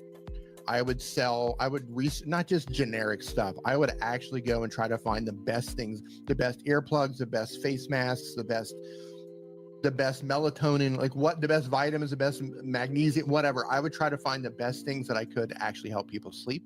And I would try. And I have really bad insomnia. That's what I would do for someone who it's gotten better. Yeah, I mean, you could do generic too, like pillows and things like that. Yeah, pillows. Yeah, eye masks. Anything like that. Yeah, it's just the downside that you're going to run into. You can get those things in place. Find really good things on Amazon or whatever and do those, or you could do your own merch and do pillows and things like that related to that. You could build a shop around sleeping and just use your channel as a traffic source to the shop. Yeah. Absolutely. Right. Yeah, that's good. Yeah. Your shop isn't about your music. Your shop isn't about your YouTube channel. You build a shop about helping people sleep. Yep. Because that's who's interacting with the content. Because that's what your audience is. So you have an entire shop of products that help people sleep that you can drop ship or affiliates, however you want to set that up, and then just use YouTube as a traffic source. No, don't connect that shop in any way to an actual YouTube channel. It's not about your channel. It's about helping people sleep. Yeah. But he doesn't mean don't connect it. You can still connect it. So those, those options show up underneath your videos. But yeah, that's a great suggestion. I think that's fantastic. Yeah. Yeah. And sleep product sponsors as well. Yeah. So next up on our list, we've got travel advice Norway. The goal is to teach others. And the question is, I'm planning a companion app for my channel thanks to Claude Code. Yes. Woo! Another one. Woo! Thanks to Claude Code and 20 years experience in development, it's now a piece of cake, 50 times human development speed. Hey, look, if you're a developer, if you've been a developer for 20 years, I just want to take my hat. I just want to take a moment to just appreciate you. I sent a message to one of my friends, actually one of the founders of TubeBuddy, with a similar message. But yesterday or the last 2 days, I've been doing this stuff to make the app thumbnail testing and the title tool I'm going to be showing you guys here in a minute, to make all those things a lot better and to where doesn't matter what happens, they don't time out, those sorts of things. And I went through this one process and it was giving me all of this information through AWS Cloud Shell, and there's just so much in there. And I sent my friend a message and I was like, man, I don't know how you guys used to do this. Right. To where you have to go in line by line, read everything. And it's then walking to school. Yeah. And then you guys used to walk to school. And then you knowing the right commands to put in there in order to, to activate certain, functions within AWS and stuff. It's magic. It's absolutely incredible. But yeah, anyway, really quick, just say, explain it to me just very briefly. What's the difference between Claude Code and Cursor? Did you do the same thing? Yeah, so Claude Code I haven't used yet. So Okay. I use Similar idea, Claude though, within Cursor, or I use Claude as a standalone. Can access your code but it's a base similar and thing. Yeah, it's a similar thing. Okay. But in terms of how would you promote it besides advertising it in my future videos and in the descriptions of my existing videos, I would absolutely do content about it. So one of the things that you've seen with my app is I've been talking about it during these live streams, but I haven't done like a hard push yet with like video content. And the reason for that is because, you know, the initial thing, and you've been developing, so you already understand this, but basically the initial thing is put it out there and get feedback, because, you know, I might get some feedback that, you know, that could make it a lot better for the people when I do, you know, start pushing it harder. So the very first thing that I would do in your case also would be to do something similar there to where you can get that feedback that you need. In some cases, you might even be able to, you know, depending on how engaged your audience is, if you wanted to create like a test group, then you could also do that as well. So you can get some active users in there for that feedback a little bit easier because you have a YouTube channel. Because I know a lot of developers have trouble with, you know, that side of things. But in terms of promoting it, yeah, definitely making a video on your channel, having it be the sponsor of your videos as well. So you can say it as a sponsored thing, or you can just, you know, make sure that you're mentioning it in every video that you publish.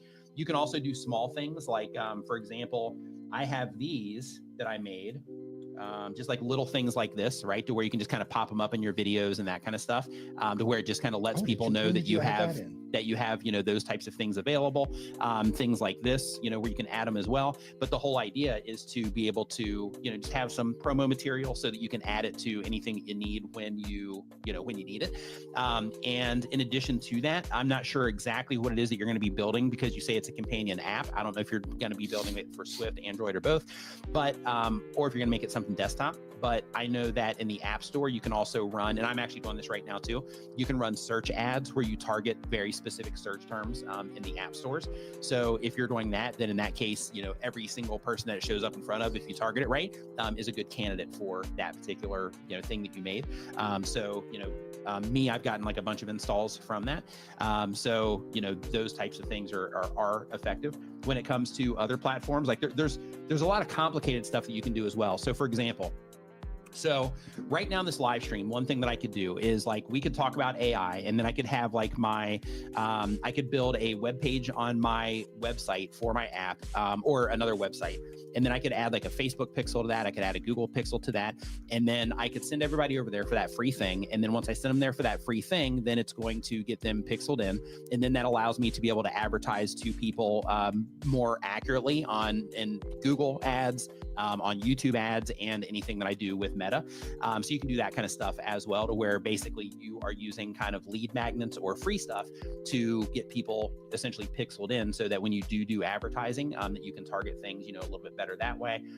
And you can also use that for like lookalike audiences and that sort of thing as well. So there are more complicated things like that you can do as well. But in terms of your YouTube channel itself, definitely making videos, putting in your video descriptions, you know, that kind of stuff without question.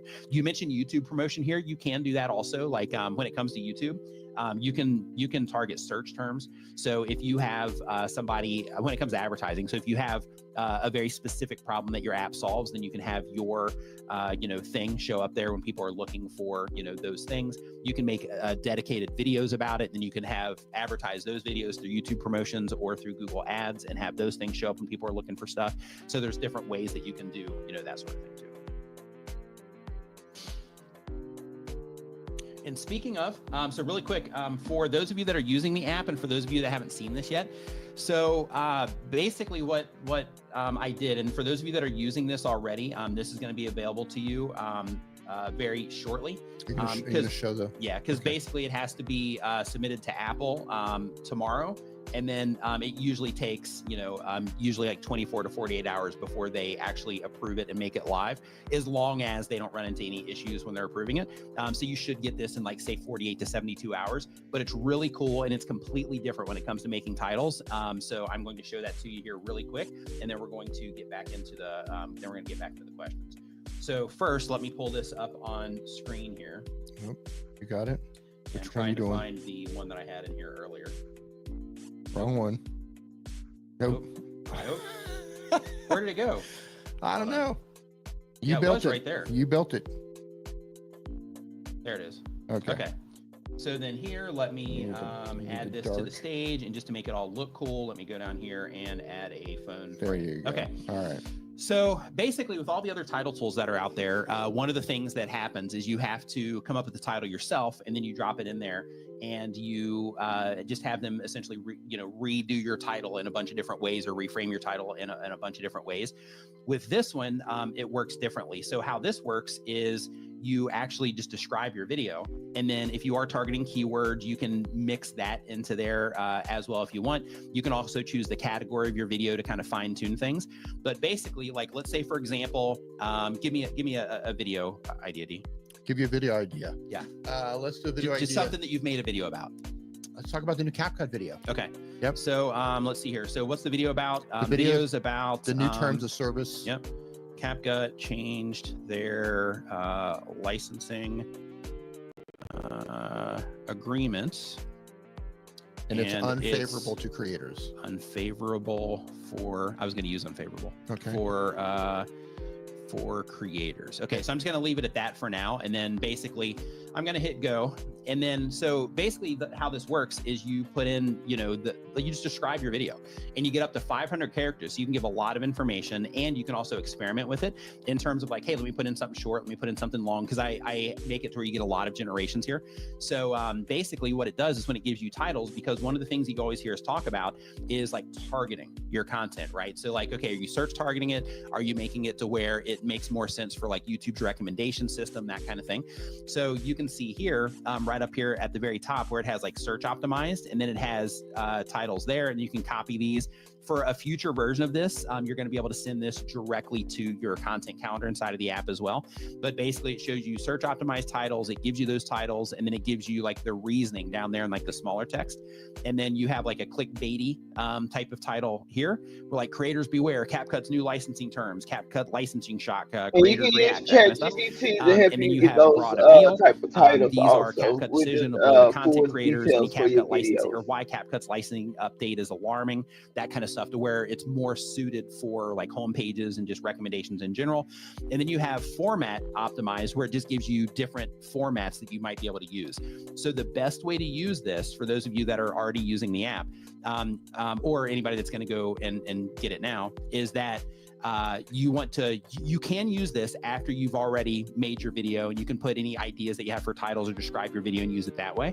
But the thing that I recommend is that you also use this before you commit to making the video idea, so that you can say, okay, if I'm going to make this video, then let me see how I'm going to target it by, using these suggestions. And then once I see how I'm going to target it, I make sure that the format, like down here in the bottom, is something that I want to make. Then this will help guide you in terms of exactly what to do with your titles, so that when you're making the video itself, you can make sure that the video itself is made in a way that it supports the title, so that when somebody clicks on it, the expectation is right. Let's do something really quick. Leave this on the screen right now. So everybody in the chat right now, let's get some video ideas together. Let's just throw a couple in here, a couple more from the audience. Yeah. So go ahead and find some edge cases maybe. Yeah. Just go ahead and type in some video ideas, something that you might put on your channel. So you don't want a title, you're looking for the idea. Yeah. Right? Write the idea out in the chat. Like just what was your last video about? Yeah. We'll just do that. Yeah. What was your last video about? There you go. What was your last video about? And we're just going to randomly grab some, throw it in here, and then see if it can generate some different types of titles, depending on the type of audience or the traffic source you're while we're waiting on that one too, I'm going to show you this as well. We're waiting for those to come in. Let's see here. Ooh, that's good. How artificial dyes are made. That's good. For good. Yeah, this tool's pretty cool too. With this one, you upload thumbnails into it, and then it's going to, hey, Stephen, no Fun City says, how do I set up community on my channel? I'm not monetized yet. Okay, give me 1 second, and then we're going to come back around to that here in just a second.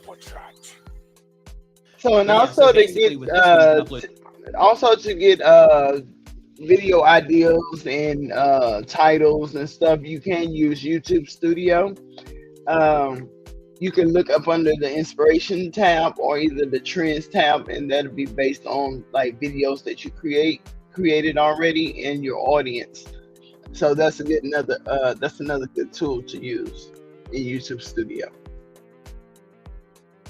with thumbnails. And then once you hit the feedback there, then it's going to give you all of these, different things about your thumbnail, tell you the video topic prediction, who the people are that are likely to engage with this, the niche that it's identifying, help you make sure the topic identification is good, that the thumbnail and title synergy are working good together, help you identify what the main subject is, all of these things, so that you can get feedback directly in your thumbnails as well. So make sure that you're checking that out also. I'm going to give you some title ideas. Ready? All right, go. Number 1, doing a mini home makeover with IKEA and Amazon products. I'm going to put that on the screen right here. IKEA and Amazon products. Amazon products, and I spelled home wrong, so give me one second. Of course. So this is the video idea.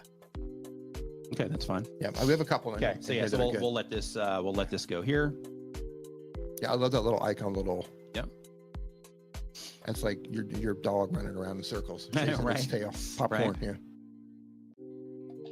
So using ChatGPT, letting it know the video idea that you have, you can ask ChatGPT to give you titles that would be tailored to that idea, that video that you want to do.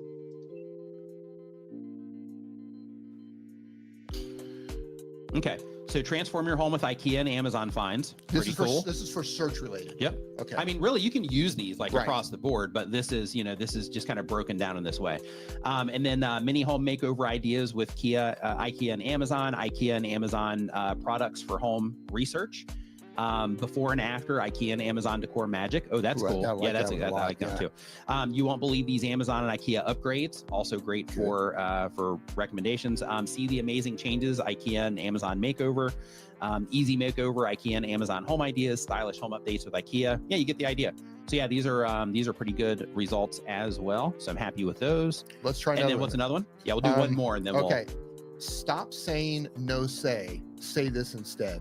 Like no say, like N-O and then S-E.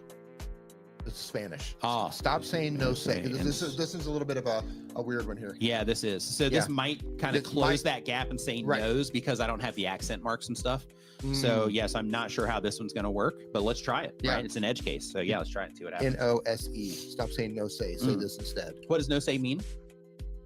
D? Because I know you speak Spanish. I don't know what it means. Oh. I don't know. Yeah, because I don't have the accent marks and stuff. I'm not sure. Did you say this instead? Yeah. So we'll see what this is. Improve your Spanish. Oh my gosh, it picked it up. It did? So yeah, improve your Spanish. Wow. Stop saying no say. Why you should replace no say in Spanish. Alternative phrases for no say for fluent Spanish. Yeah, I know what it means, guys. The surprising. You do know what it means? It means I don't know. Oh, yeah, okay, got it. Yeah, I didn't know that. Yeah. The surprising truth about saying no say. Discover what to say instead of no say. Yeah, these are good too. Yeah, nice. It picked it up. Yeah, completely picked it up. I was expecting to need accent marks and stuff. Nailed them. But yeah, anyway, so this feature is going to be in the app, and it's going to be available publicly within the next 48 to 72 hours. So if you're already using this, then this is going to be available for you. If you are not using this yet, then make sure you go to newcreator.app. It's pinned at the very top of the chat. And also, just as a heads up, and I'm going to add some more to this, but with every feature in the app, if you look at the very top right-hand side of the screen, there's a little info icon. And these info icons kind of teach you things along the way. They teach you about using the tool. Thank you, Scale Train Station. One person got it. Oh, yeah. But they teach you about using. I don't know. They teach you about using the tool. And they also give you, some tips about that as well. And other things for example, in the content calendar, inside of that one, it does things it'll give you a bunch of different title templates and things like that you can use inside of there as well. So, but anyway, check it out at newcreator.app if that's something you're interested in. And if you're already using it, keep an eye out for that feature because it's going to be showing up here within the next few days. All right. That's really cool. Pretty cool. Yeah, I'm happy with that feature. Remove these media assets. How to get you back? I already got it. Okay. Yep. Yeah. So I'm surprised it got that one. Yeah, I was too. Yeah, that one for me. Cause when you said the Spanish, I was like, oh great, we're gonna throw something Spanish in here. We're gonna break it now. But it handled that too. So yeah, super pumped about that. Yeah. That's good. So yeah, in terms of the community, so you need to turn this on.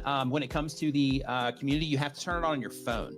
So what you have to do here, I've already done this, but let me make sure here. Yeah, you have to go to your actual channel page and then go to your posts. So as long as you have posts, you're going to be able to do this. And then once you are in here, then if you have that feature, you should be able to turn it on right there in that particular area. Ed said, hey, Ed, how you doing? He says, when's the Android version coming? Yeah, so it's going to be a little bit, right? Because I'm adding stuff to this one as well, and then also work on the desktop version also. Like, there's a lot to do, so it's going to be a little bit, but it'll, you know, it's definitely on the roadmap. Yeah, the thing I like about that, we talked about that earlier, is even if it shows something, they're like, yeah, okay, I don't think I would use that. It puts my brain in the right It's good for inspiration. Right. It puts my brain in the right frame where I'm like, oh, I wouldn't use that, but that just makes me think of a better one. Right. You know what'd be a great addition to that? What's that? And you might already have it, like a respin. Do you have that on there? So that particular area, I was telling you over coffee that I was doing like a whole workshop area. Right. So so that's going to be in the other feature that's there. Right. So there's also another feature in there that is just not ready yet. So that's why that one's not going to be available here in the next few days. But basically with the other feature, basically that is pretty much what Dee's talking about, where you can put in a title that you've already made, and you can do that with this one too. No. I just and mean then like, it gives you a bunch of different options around that title. I don't mean that, but that's for cool targeting. too. I mean, like, it just spit out those results. Yeah. For those tests, right? Yeah. If I'm like, those are cool, but I'd like to see some more ideas. Oh yeah, then you can regenerate. Then you regenerate. Yes. It already has that. Yeah. And not only can you regenerate, but if you click that button on the bottom, it clears those, and then you can go up to the top, make any changes you need. If you want to add or adjust the keyword, you can. If you want to change or adjust the niche, you can. Like, all of that stuff is super easy to do. Good stuff, man. When is that rolling out to everybody? Like 48 to 72 hours, depending on when Apple approves it. Yeah. Awesome. Yep. Awesome. So next up, we got Gross Brothers Paradise. That's probably the best title generator out there, I think, in terms of how it's breaking it down. And it'll get better too. Yeah. So Gross Brothers Parodies, they upload when they have time. They upload 1 year. They've been making videos for 1 year or more. They do song parodies. The question is, when writing descriptions for shorts specifically, does the algorithm like shorter descriptions, or should I continue to use longer descriptions with multiple keywords? So when it comes to the descriptions, don't think about it in terms of like what the algorithm likes. Think about it in terms of this gives viewers context, and it gives YouTube a little bit more context on the videos as well. So the thing that's going to matter the most when it comes to your videos is how people respond to the actual content itself, and how often they're actually clicking on it, and all of those things. So those are the things that matter the most.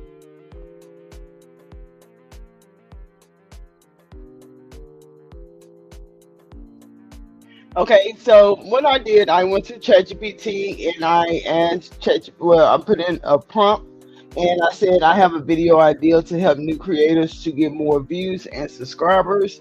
Please write some titles that is SEO friendly, click worthy, and searchable. Please use keywords and hashtags. So they provided me some, they provided about 10 titles that is suitable for that idea. One of them is how to get your first 1,000 YouTube subscribers fast, no ads, no tricks. Another good one is why no one is watching your videos and how to fix, and then they give hashtags and keywords. So GPT can assist you doing the same thing. And then once you see a title that you would like to use, just say I want to use number 9. I would just highlight it and I'll paste it in here. And then I'll say help write the description, titles, and thumbnails, text next. Okay, so I'll just copy and paste that down in the prompt area. And once you hit enter, it will give you that detailed information that you can use for your description. It'll give you hashtags. It'll give you and also tags that you can include. Okay, so ChatGPT is a very good option that you can use. They do have a free version that works pretty good. Also, it'll give you thumbnail ideas, so it'll give you some text that you can include on your thumbnails, because the thumbnails and the title is what's going to get the people to click on it to watch your videos. So this is another free option that you have. Now we're going to get back to the video.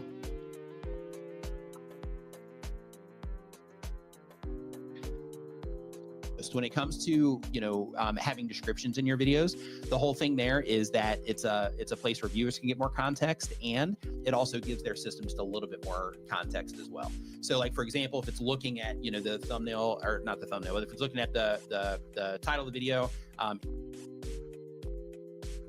and another key thing is, like, when you are doing this, which they already know that I use YouTube because I use ChatGPT a lot, but you want to let it know the platform that you're using within that prompt, just so you can get a better outputs. Okay.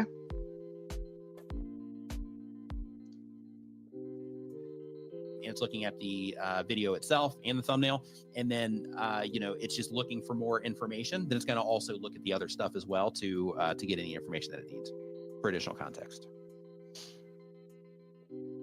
Next up, we've got Daniel is the name, the person's name here. They upload when they have time. The type of channel is animals, and it says the live streaming. Oh, okay, yeah, we did that one already with Daniel Craig. Okay, so next up, and by the way, if you are just joining us, we are answering YouTube questions. So if you have any questions about anything related to YouTube, there are no stupid questions or no basic questions, anything like that. So if you have questions about anything, it can be advanced too. But if you have questions about anything, feel free to put it in the form that is down in the description, or you can go to nickniman.com/ask and it'll send you right to this form. So it doesn't matter what platform you're watching on, you can still get your question asked. So if you are, wanting to, got any questions, then you can drop it into the form. So next up, we got Dr. Yanis. They upload 1 time per week or more. They do educational content. The question is it a good idea to offer PDF links in the description of the video with additional content, flowcharts, flashcards, infographics, etc., as added value to the audience? Yeah, you can do that. One thing that I would do, though, is I would have a central location that you can send them to, instead of saying, hey, here's a link to this, here's a link to this, here's a link to this, for all of the different assets that you're going to give them. I would say, here is a link to my website, and then on this page, then you can find everything that you need there. And then what that's going to do is that's also going to allow people to explore and maybe find other things that maybe you've provided in the past and all of that. So it just allows you to, to be able to add more to that service that you're providing. And it would allow you to get you an email list emails in together. exchange. And then as you are preparing people for their bar exams, then what you're doing there is as people are signing up for that email and you're preparing them for those exams, you're essentially creating a very valuable email list that's going to be full of people that are, passing their bar exams because of your stuff. So you can also do that sort of thing in terms of making those things an opt-in in order to receive them. And then from there, you can start, email marketing to them based on things that new lawyers need for the people that passed. Or you can also segment that list if you wanted to for people that didn't pass by sending them a follow-up. Hey, the exams have passed, are you, did you make it or not? Right. So you can do those sorts of things too, if you wanted to. And hey, K&J Lumber says, and we slept in again. Hey, it's the weekend. It's all right. It's what the weekend's for. Don't worry about it. Yep. Need that rest so that next week can be great. Yep. Right. So that's all good. So we did Dr. Yanis already. So next up, we've got Turbo the Tech Nerd. What is going on? Turbo the Tech. Okay, so creating an email list is very key due to the fact that say if you got kicked off of a platform, you won't have to start all over by growing your audience again. Creating an email list, you'll be able to reach out once you don't have access. You don't have to start from scratch. So that is a good option to take. Nice to see you in here. Yep. The type of channel is tech gears and reviews and how to. The goal is to quit their job and be a full-time content creator. And the question is, having companies like World or War reach out and ask for pricing. A, is this a viable connection for my channel? And B, how does one price this with a small channel like mine? So when it comes to in terms of that particular company, I have no idea who they are, so I'm not sure. But when it comes to pricing yourself, everybody's different on this. So you know, you can take the high road, so to speak, and you can be like, hey, I'm not making a video unless they give me like, you know, X amount. Or you can also be like, okay, well, right now where I'm at in my life, and when it comes to making, you know, content, I would be perfectly fine if it was X amount. Then that can be the amount too, right? Yeah. So because of that, you know, just over time, you'll learn your worth as a content creator. But right now, you know, if this is like your first brand deal, whatever price it is that you charge, you're going to learn the process of what happens when you do a brand deal. So because of that, that learning experience by itself might be valuable for you, even if you do it at a rate that might be cheaper than what you plan to do in the past. So when it comes to pricing, just think about it through the lens of, okay, how much time does it take me? How much effort is it going to be? Am I going to have to send emails back and forth, which you probably will? Am I going to have it approved by them to where I might have to make changes and then go and edit some stuff out or add some things to my video? If so, let me account for that, because those types of things do happen when it comes to brand deals. So just kind of using that to, you know, to come up with a general idea, something you'd be comfortable with is a way to go. Another recommendation. Follow Justin Moore. That's what I was getting ready to say. Were you? I was going to say to follow Justin Moore. He has a YouTube channel called Creator Wizard. He also has a book called, you know, I might still have it in here from when we streamed. We need his book on the desk. Yeah, I have one at home, and he actually. Well, for everyone that's coming in, if you don't mind, please hit the like button and share this out to other creators that this can be valuable to. And that particular book also gives you a lot of insights on those types of things as well. Yeah, I've been flexible with brands. You know, I as much as I would love to say I have like, oh, I'm just like a hard price and that's just going to be it, which I haven't done a sponsored deal in a while. But when I was doing them regularly, I was very flexible. Like if you're going to order, like if you want to do more than one, I'll be flexible. Sure. If you know, if I'm just like, if I really like the product and they're easy to work with and their approach is cool, whatever, I'm like, yeah, I might be flexible with that. Yeah. Don't sell yourself too short. Number one. Number two, if you can negotiate more videos to get more money, like I think you do that too. I try to get like 3 videos out of them if you can. Minimum, but like I try to go for longer term contracts. It makes everything easier for everybody. Yeah. So basically that keeps me off the hamster wheel. It keeps the companies that I'm working with to where they are the things. They are the ones for that particular service, right? Because those long-term deals, they get exclusive. Yeah, and it makes it easy in terms of people coming to the channel. They know what I support instead of like, hey, do this. Oh, now use this instead. Oh, now use this instead. It just makes everything a lot easier and consistent all the way across the board. I did follow a security expert is what they were selling themselves at on, I think it was Instagram or TikTok, but one of the ones. But like every X amount of videos, she changes up who she recommends. And people are they just eat her alive in the comments. Yeah, so it's like, that kind of stuff, right? Like they're like, well, 2 months ago you recommended this, and I got that. Now you're recommending this, and then you know, and then she recommends something else. Yeah, this is Justin's book right here. It's called Sponsor Magnet, and you can find it at sponsormagnet.com. And he doesn't like sponsor this or anything like that. That's like a great cover. It is a great cover. Yeah, like we know Justin, and he just puts nothing but good out there into the world. So it's a really good book, and he's a really awesome guy. So make sure you check it out. And it's like super informative as well. Yeah, so, and then also something else before we move on to that. One thing to keep in mind is your video is going to live on the platforms you put it on, essentially this forever. Is why I said you're going to eventually learn the worth that you have as a creator. Right. It's going to, until your channel goes offline, that video is going to deliver for that company essentially forever, unless you remove it or you take your channel down or the platform closes, which is unlikely. So don't get caught in the trap of the brand or some agency representing the brand trying to lowball you on your view count. Right. Like, well, you only get this many views and your average, and they try to throw some math at you to try to devalue what they think you're worth. Don't fall for that. This is going to live online forever. They're going to get promotion for your video forever. So if they try that on you, don't. Other things too, if you are a like a smaller creator, then a lot of times people will lowball you as a smaller creator because of what's currently happening on the channel. And it's also important just to recognize that if you are somebody that's serious about this, if you're if you're like a hobbyist and you're like not sure if you're going to be doing it again, if you're still going to be doing it in 6 months, then it's a little bit different. But if you are somebody that's like, oh yeah, I'm going to see this thing through, then in that case, just keep in mind find that as your channel grows, more and more people are going to find those videos just on your channel. Yeah. And then as they find them on your channel, then that right audience could start interacting with those videos, which could then in turn tell YouTube who the right people are to show those those videos to.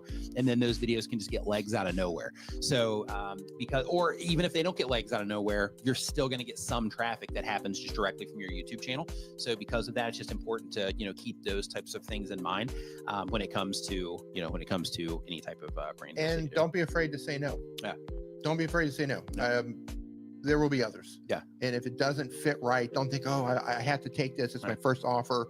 I've got to take it. Yeah. Also be because who just said this? Shark Scrapper mentioned about affiliates. So there's a lot of brands and agencies who reach out now and they're like, oh, we have this under the guise of a brand deal. We have this great deal for you.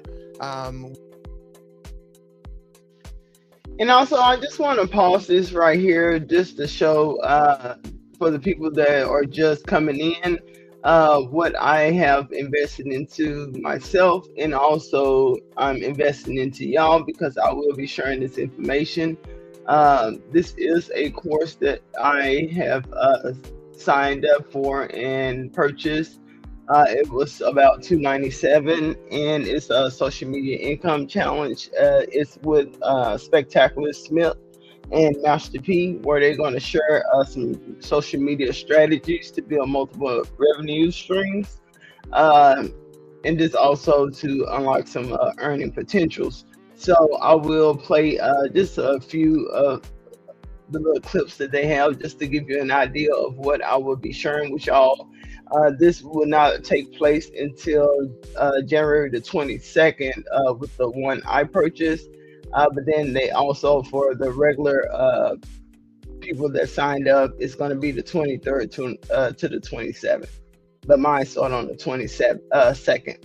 So I'm going to display this just to give you congratulations, because if you're on this page right now, you're going to sign up for the social media income challenge. Well, I'm going to teach you how I built my wealth, and I'm going to show you how to create multiple streams of income using social media. And a lot of people hear all the time from the wealthy that you have to have 5 sources of income to become wealthy. Well, I'm going to teach you 5 sources of income that you can actually generate wealth off of social media. And one of those ways are building a course. And I'm going to show you 5 different ways where that course is going to help you catapult what you have to the next level. A lot of times people know things that's brilliant, but you think that somebody wouldn't want to pay for that. But I got great news for you. If you somebody with 10 kids and you know how to manage all 10 kids, somebody would pay you hundreds of dollars, thousands of dollars just to figure out how the heck do you do that. So a lot of you guys know right now something that's different that somebody else could not do to save their life. And you're going to literally come in and teach them that skill set and get paid for it. I do the same thing every single day. Okay, so with me at the beginning, I'm trying to keep it either free or very, very, very low. But my goal right now is, like, when I first get the training and everything, I will be trying to give it out for free, because that I'm not doing this to make money. But this is something that I'm passionate about, sharing information, helping people that don't have the skills to do it and don't know how to do it on their own. I can provide those tips, and I want to do it for to make sure that it's beginner friendly, something easy to follow, and just so, because a lot of content creators will give you those type of information, but there are so many key points and elements that you're needing to succeed that they will leave out just so they can charge you later for it. So that is not my goal. My goal is to share what I know. And even if I share what I know and you get past me, hopefully people will return the favor and help me along the way. So that is the purpose of my brand, which is elevate me to you.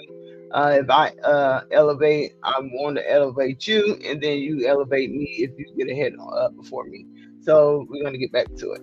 I learned how to grow a social media following, and I created a program around it that actually helped others build their programs others to build their businesses up, their brands, their products. And I have my students. You're going to see the testimonials below. You can check them out and see what some of my students is telling you. But I know that during this thing called a pandemic, people was literally going crazy, losing their jobs. And I like to say, you're one cut away from the unemployment line. You can be with a company your whole life. And if they decide that they want to cut anything at any time, it might be you. Well, I'm going to teach you exactly how to take what you have and take that and bundle it up to a moneymaker, a cash machine, something that's going to help you and your family, where you can be your own boss. You can travel the world. You can do the things that you love. I mean, I love it so much because my mom was a single mom with 4 kids on Section 8 food stamps. My mom had to get a babysitter, okay, just to watch us once a week because she couldn't afford the rest of the weeks, okay? And that was it. So I know what the struggle feel like. But now I created something where nobody has to worry about that ever again. Because once you learn these secrets and these strategies that I use to generate up to 6 figures per month, sometimes 7 figures per month, and teach you the same exact strategies. So you can do it for yourself, and you can take your knowledge that you already have up here, and I'm gonna show you how to package it together and break it down to you, show you all of my products that I make hundreds of thousands of dollars off, and break it down tier by tier. I'm gonna show you exactly what I do. Next thing I'm gonna show you my price points, all right? Because when it comes to pricing a product, it can kill you or make you very successful. And I done tested out so many different product prices. I'm gonna show you exactly what product prices and why the product prices are priced the way they are. And I'm gonna break down each one of them in the different tiers so you can see exactly what I'm doing and how I'm doing it. Another thing I'm gonna break down all my scripts. I'm gonna break down all my automation. I'm gonna break down all my emails. And through this process of having these different structures, I was able to grow a company to the Inc. 5000 fastest growing companies in America, ranked number 2,993 out of 21 million companies in the world. In 2017, I made the list at number 262nd fastest growing companies in America out of 21 million companies. So I know a thing or two that I can teach you guys based off the same structure. And I want to show you exactly how I did it step by step so you can be able to take that process after this challenge to take action so you can build the business of your lifetime. Because if you desire it, then you deserve it. And I want to take you guys to the next level. But the only way to do it is for you guys to take action. And I'm going to show you the game that nobody wants to teach you. I'm going to pull back those curtains and show you underneath that hood and say, this is what you need to do to get here, okay? My goal is for you guys to take my information and my knowledge for you to build the dream business of a lifetime, something you love to do, something you would do for free that people would pay you for. Me, I would do this for absolutely free, but I know that if people don't pay, they don't pay attention. So underneath you actually see $97 and you'll see $297 for the VIP. And I want everybody, if you can, get the $297 because I've already purchased the VIP, the 30 minutes a day, $297 one. sometimes an hour a day during this 5-day challenge. Okay, and also you're gonna get a bonus day with me.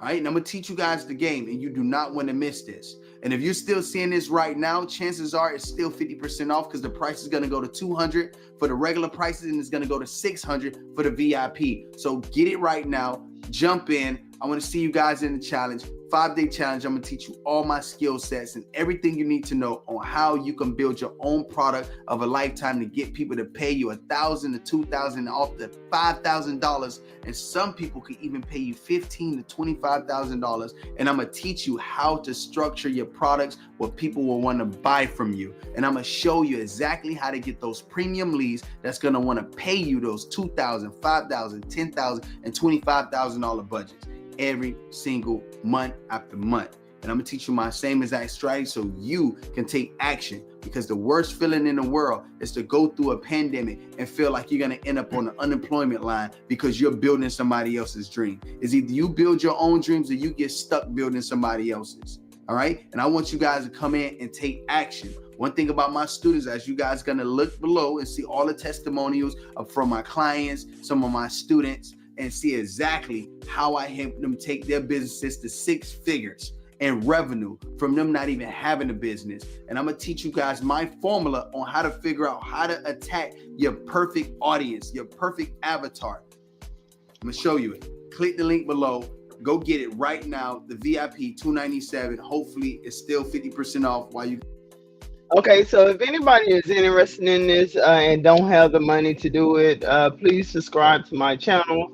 I will be providing these tips and helping y'all along the way. There will be very valuable information that I will be posting on my channel. So please subscribe and also turn on your notifications to all, just so you won't miss any information when they do come up. The training that I got was the VIP for $297. It starts on July 22nd, and I will be sharing that with y'all. Also, they have some testimonials from some very high list celebrities that has partaken into this. Right here is Timbaland. You have Ray J. You have the Fizz and some more people that has already participated and have grown their channels in their platforms. So let me just play just a few of them. I won't play many, but just to give you an idea of what you can look forward to. But this is not an infomercial about you going to go pay for this course. I will be giving it out for free and providing tips and sharing it with everyone. So you have to subscribe just to make sure you don't miss anything, okay? So let me play what Timbaland said. He brought something spectacular, did a spectacular thing today. He took me to school. He brought stuff out of me that I didn't know I had in me. So to people, you're never too big to learn. Always be open to learn. You can miss out. Don't miss out on your blessing. That's what I ain't gonna do. He taught me. And I feel like I'm here to give y'all that blessing because I'm trying to do this for free. But the only way that I can do it if y'all support me by liking and sharing my content. Underneath or bigger or better, it's no big eyes and little U's. It's called each one teach one. You don't know where your next lesson could come from. My lesson came from spectacular. Thanks, my brother. Listen, let me tell you about Adwazar, all right? The first company to ever show me what the checks look like on the other side. You get what I'm saying? There's this side, there's that side, and then there's the other side. The other side is the future. Now it's come to a straight, flat plane where everybody has to be on it, but everybody late. Adwazar wasn't late, and now I'm not late. So shout out to Spec. Shout out to the whole online extravaganza that Adwazar has created. And thank you for all of the checks I deposited. Salute. What up? It's your boy Lil Fizz, and I always get frequent questions about how I made $1 million off social media or how I grew my social media following over 1 million. And, the game was given to me, so now I'm going to give it to y'all. My boy Spectacular said I could bless y'all with the game. All you got to do is click this link below. He going to show you everything you need to know and become just as tech savvy as the boy, man. All you got to do is click the link below.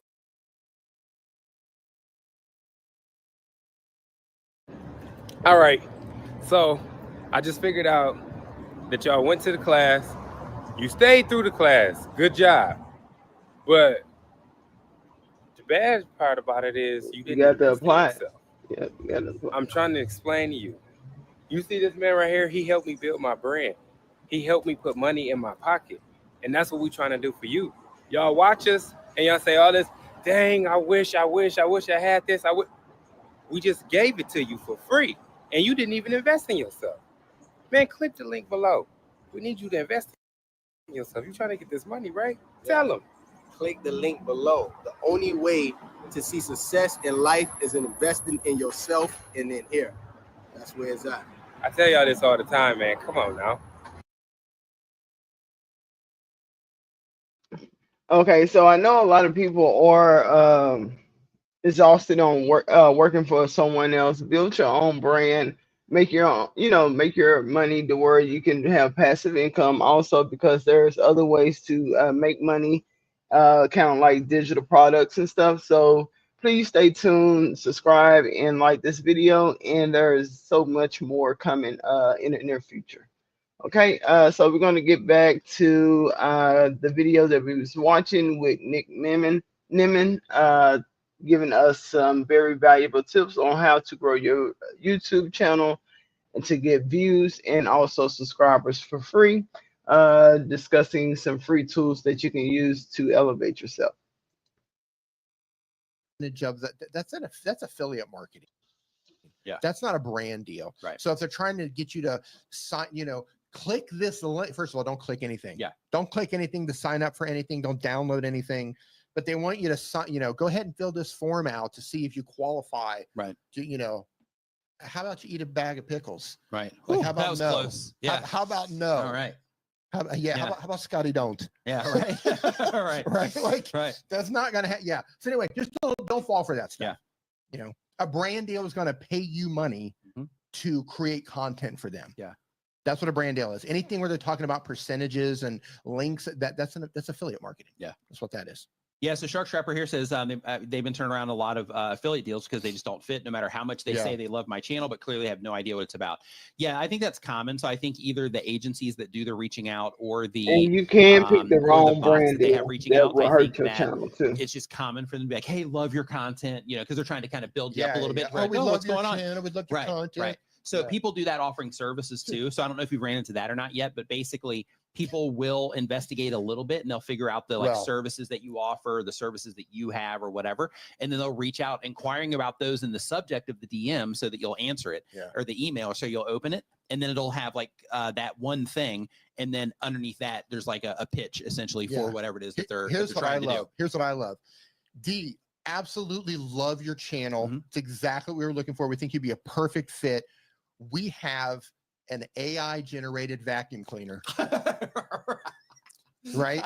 The weirdest thing I've been pitched are female brawls. Yeah. I had a company, a Chinese company, reach out trying to get me to promote female brawls. Nice. Now I'm not you're like, hey, I'm in the you're like, hey, wrong person here. Yeah. No. Or wrong channel here. No. Yeah. No, that's not what I said. I said, hold on now. This might lead somewhere. I might need some models. If you can provide the models, I might consider making a video for brawls. and they were not able to provide models. So I didn't make the videos on brawls. But that was the weirdest thing. But I get vacuum cleaners. I get like steamers, all kinds of like weird home things. But the funny thing is like, you get on my channel, it's like how to use apps and tools and go on YouTube and all this stuff. And they're like, we had this, you'd be perfect for us. Right. It's like you're clearly not paying attention. Right. Yeah, you didn't even look at my stuff. Right. It's perfect for us. How about a chainsaw? We think your audience would love our chainsaw. Yep. So what's really happening there? Solar generated chainsaw. What's really happening there is they have services that will scrape LinkedIn for email addresses and contact information. They have services that'll scrape Facebook pages for that stuff. They have services that scrape YouTube for that stuff. And they buy these databases of all that stuff and they just blast all. I would love a brand deal from like Canva or ChatGPT because I love to use those and I use those daily. But you got to send the models. You got to send the models. They wouldn't send the models, but they would buy me a first-class ticket to China. So I'm going to go there, work with the models. So look out if you want to subscribe to D's Brawls on YouTube. I'm going to have them all covered, all shapes and sizes. Look out. Channel pivot. Man, that was such a great opportunity there, but I'm not going to take it. All right. So next up. Okay, before they move on to the next one, I was watching Streamers University, and there were some very valuable tips within that, and you can also find that on my channel. I did do a review on that and showed that to my audience. A good way to get brand deals that you want to kind of get a brand deal that fits your channel, your niche, and what you do, and that's to make sure that you have the right audience for that brand. And also you have the skill sets that you want or either the interest in it. So speaking out, like I just did, saying that I want a brand deal from ChatGPT or Canva, because I mention those in pretty much all my videos because I use it daily. hopefully one day they'll reach out, or maybe I find a way to reach out to them and see about doing a brand deal.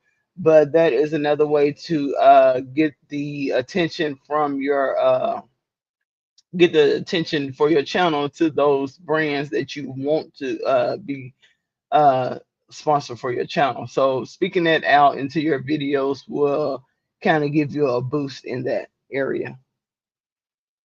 And we're going to get back to the video. We've got Delorem Vox uploads 1 time per week or more. They've been on YouTube for less than a year. D's cups. Why didn't I think of that? Damn it! Why didn't I think of that? Yeah. That's so good. Yep.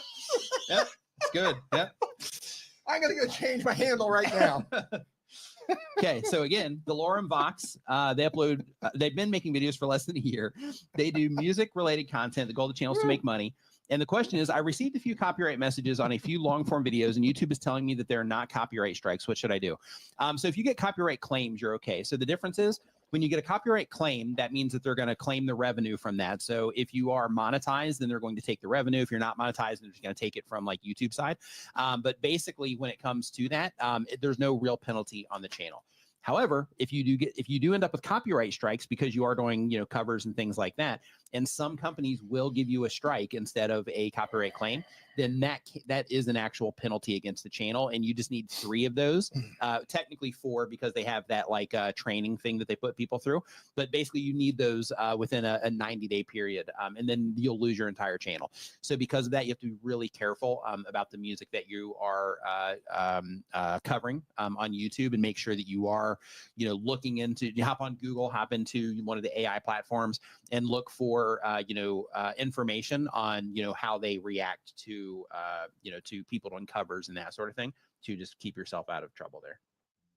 Because the last thing you want is to build up the channel now, and then over the course of however long, you build it up and you put in all this hard work, and the next thing you know, you get everything taken down because because you had some old videos on your channel that have copyright issues. So you got to be really careful. Okay, and also what I'm going to do, I'm going to post into the chat. Hey, T-Fox, good morning. Also, what I'm going to do is post a link into the chat of the video that I did about copyright claims. This will guide you through, well, not copyright claims, but content ID claims. This will walk you through the steps on fixing that within the YouTube studio. And it's very hands-on. It'll take you step by step to show you how to do it. Like you said, they won't harm your channel, but it is very tedious work, especially if it's multiple content ID claims within a video. You're only allowed to do 1 at a time. So that is a reason why you would try to avoid from getting those claims. Because you have to do it 1 by 1. Sometimes those processing time are a couple of hours per ID claim. Okay, so I'm posting it in the chat at the moment. Okay, and we're going to get back to the video. Careful about that kind of stuff. So next up, we've got Doug Houston YT. Hey, so Doug, he made a browser extension. Okay. So Doug's making stuff now too. So he's using the AI coding stuff. So he made an extension for headers to look at channel headers. Okay. Super cool. So his has a feature that mine didn't have, where with his, as soon as it loads up, it actually shows a grid over all of the different elements of YouTube also. Do you have it? I've actually got 2 things to talk about when it comes to channel banners. So the very first is Doug's thing there, and I just like that first version there. And then the second thing is Chantel Hill, who's in the chat right now. She has the best channel art template I've ever seen. So I saw Eileen. Okay. Eileen tweeted about this, and I was like, huh, I wonder what's so interesting about Chantel's. And with Chantel, she made it to where all the other ones that you see everywhere, they just show the desktop version and the mobile version. Okay. With Chantel, she shows the desktop version, the mobile version, the TV version, and she also shows like the TV hotspots in terms of like, okay, the TV puts your like about me or your channel name and all that stuff over here, and like the video or that, not the description, but like all your channel info and all those things over here. And basically it shows all of the different things that happen on the TV. Really, really cool. I'm actually going to put a link to that in here if I can find it here quickly. But it's a great, so there it is right there, bam. So if you are somebody that is struggling, like if we pull your channel up, and I just put it in the chat here, but if you are somebody to where when we pull your channel up and we're like, hey, you don't have this optimized for TVs or for these other things, get her thing here. It's free, completely free. So get her, her template here, and then with this template, what it does is it allows you to lay this into like Canva or Tube Spanner or Photoshop or anything where you make channel art, and then you just can lower the opacity on it or build on top of it, and then just move it to a top layer when you need it or turn it on and off, and then you'll be able to make sure that all the important information from your channel banner is right there in there. And here, D, I'll just show you on screen. Yeah. Put it up. Let's see it because it's really cool. Yeah, it's this one. It's this one right here. Oh. Yeah, so you can see here how she's got the TV about section, the TV first playlist title, the long playlist description, TV first playlist. So for example, like on mine, I've got all this clear up here. I've got all this clear right here. And you can see everything that you need that's important, but I've got this big inspirational message at the top. But I was like, you know what? I should actually redo it, based on, what you actually see on a TV.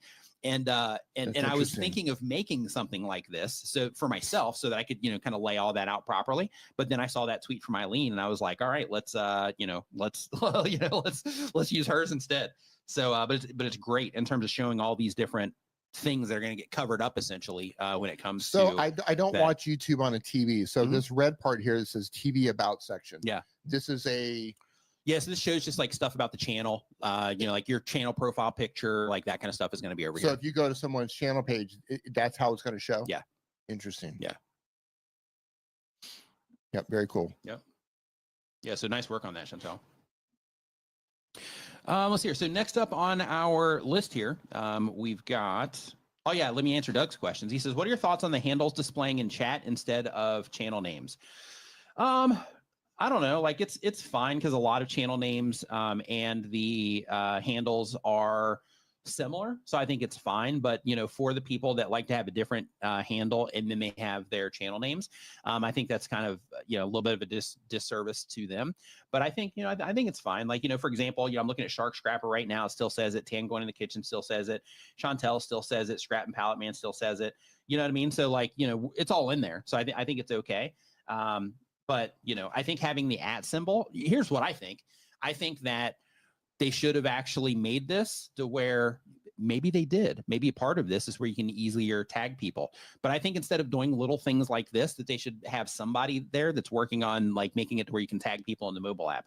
I think that would be a much better better thing to do instead of those little types of tweaks. At least get that sorted and then go do this.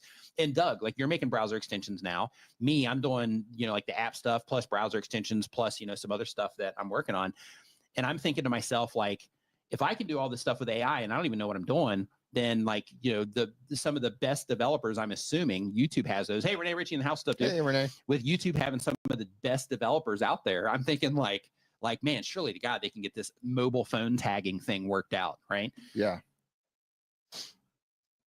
But he says you can have multiple channels with the same name, but handles are unique. Oh, that's true. That's true. That's true. Say that again. Yeah. So basically you can have multiple channels with the same name, but the tag makes it unique. So then that way, if somebody comes in and let's say we have 3 people that come in here with the username of D Nimmin, then they would be 3 D Nimmins in the chat. But when you show up and you've got the handle D Nimmin, then everybody knows that you're, you're the D Nimmin that should stand up in that particular case. Yeah. So that's very true. Yeah, totally. Yeah, I 100% agree. You just changed the way that I think about that particular update. But I do think that they need to spend that time working on, or not that time, but I think they do need to get that tagging on mobile figured out. Because that actually makes me not participate in live streams as much because that tagging on mobile isn't there. Look, it is. I'm waiting for the day to where we complain about it. Somebody will be like, oh, it's in there now. Yeah, I'm waiting for that. It is. He just said they are. No way. It is. No way. Hold on. This is about to make my day. He might have just done it. Oh, No. or maybe he just said they're working on it. Let's find out. Renee just flipped the switch. Yeah, That's this all might it be. is. Yeah, hold on. The PayPal just hit. Yeah, this just made my day. Hold on, real quick. Here we go. Let's see. We're gonna give Shark Scrapper a try. Yeah, let's try it. Okay, yeah, it's not doing it. Yeah. Mods, kick Renee from the chat. They're working on it. Okay, good. Working on it. Yeah. It's about I was just time. trying it. I was like, man, this is about to make my week. Yeah, This is about to make my month. It's only been a decade. You know, maybe next year, 2026, we're gonna get this. It's only been 10 years. We've been asking for it. How long have we been streaming? 7 years? Yeah, probably 7 now. Yeah, it's only been 7 years. Yeah, so they're working on it. Yeah, that's fantastic. Yeah, that's gonna make my day when that happens. Yeah, who was it? Tom. I'll actually lose a lot more time because I'll participate in more live streams. Tom, the OG from Creator Insider. Tom said they were working on it. Oh, did he? Yeah. Oh, that's funny. So Renee, I don't know, man. Yeah, he says forever. They're working on it forever. That's what it was. Yeah. Forever. So let us down, Renee. Make the calls, pay off who you got to pay off, break kneecaps, you got to break kneecaps. You know what we need. We need it. So really quick, unapologetically Sensei says, what's up, Nick and D? What's going on? What's happening? Hey. Says, whatever happened to YouTube's strike removal program, Renee? Also, why can't you search people by their handle in YouTube search?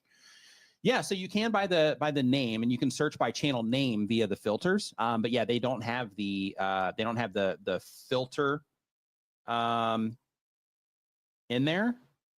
At least that I've noticed. Doug says that you can search by handle. Oh, maybe if you put the @ sign. Yeah. If you put the @ sign. Hold on, let me just check real quick. I mean, it's yes, if you use the @ sign, you are able to search for the handles. It's funny, all these like cases here. Okay, so let me just find somebody in the chat here. Let's do flash in your pan.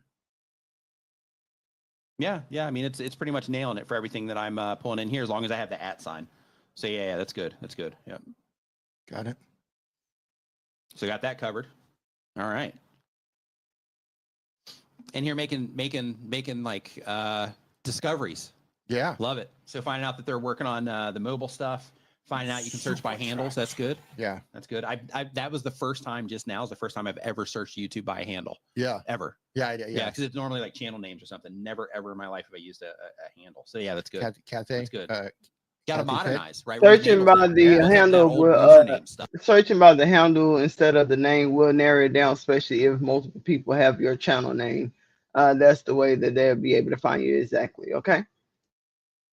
Yeah. Right. Yeah, it's good. It's good.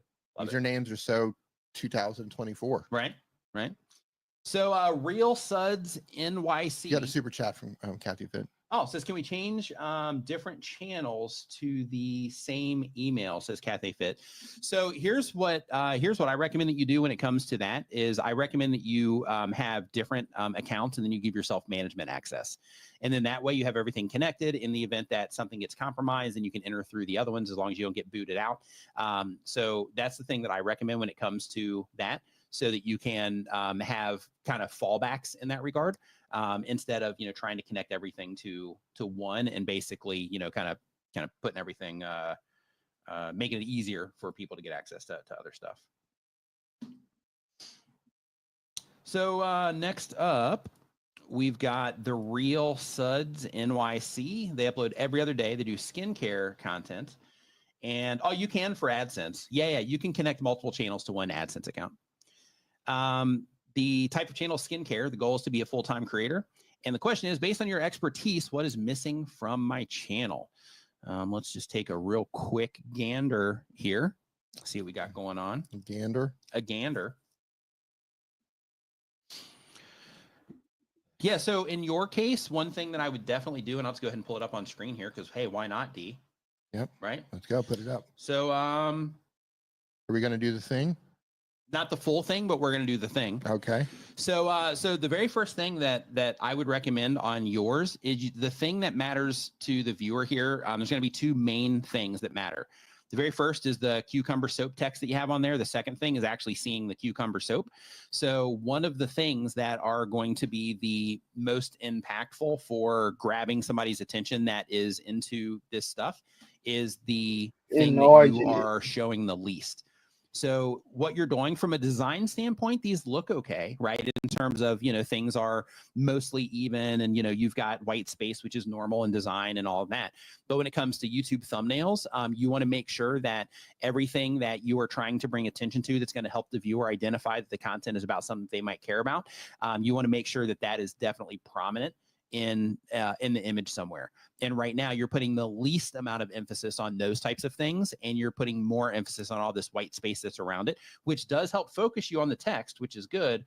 But I would experiment with, because YouTube has the A/B testing tool now, which gives us the opportunity. It looks like you did this for some other videos, but it gives us the opportunity to try these types of things and say, okay, let me make one thumbnail that looks like this, and then test it against a thumbnail that's just a photo, whatever this is here in the background, that's just a photo that fills up the whole thing. And then let me do another one that is that photo, and then maybe with some text over it, maybe off to the side or something in the same place. But it, you know, is done in a way to where it stands out, kind of pops off the image a little bit, so that it does pull the attention to give a little bit more clarity, maybe what's there.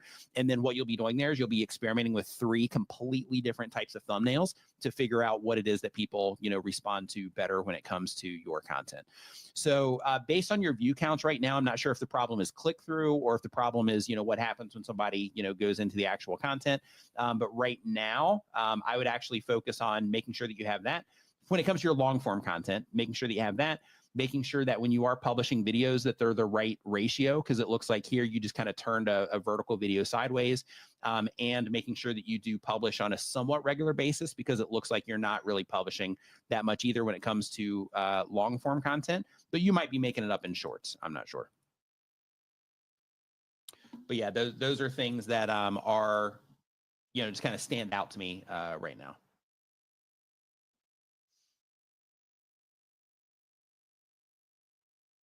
Okay, so really quick, super chat came in. Thanks for the super chat. I got it. Says, I cleaned up my channel, 2021 old. I unlisted a bunch and now focusing on one theme. Views are still in the double digits.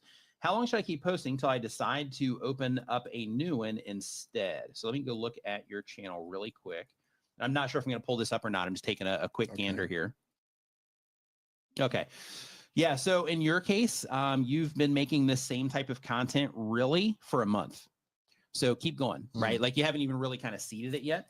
So, you know, in your case, you know, I can tell you right now that, you know, the thumbnails definitely, you know, need a little bit of work.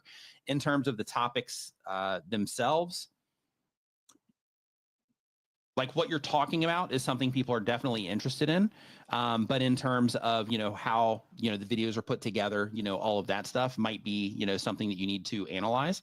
And in terms of things like, okay, so you made this video 2 weeks ago about a YouTube banner. So the way that you've kind of set this up, it seems like it might be more search optimized. And if that's the case, then, you know, that video might end up doing okay as long as people respond well to that compared to the other videos for that query. It might end up, you know, getting legs on it down the road because of that, or you might end up getting Google traffic, that kind of stuff.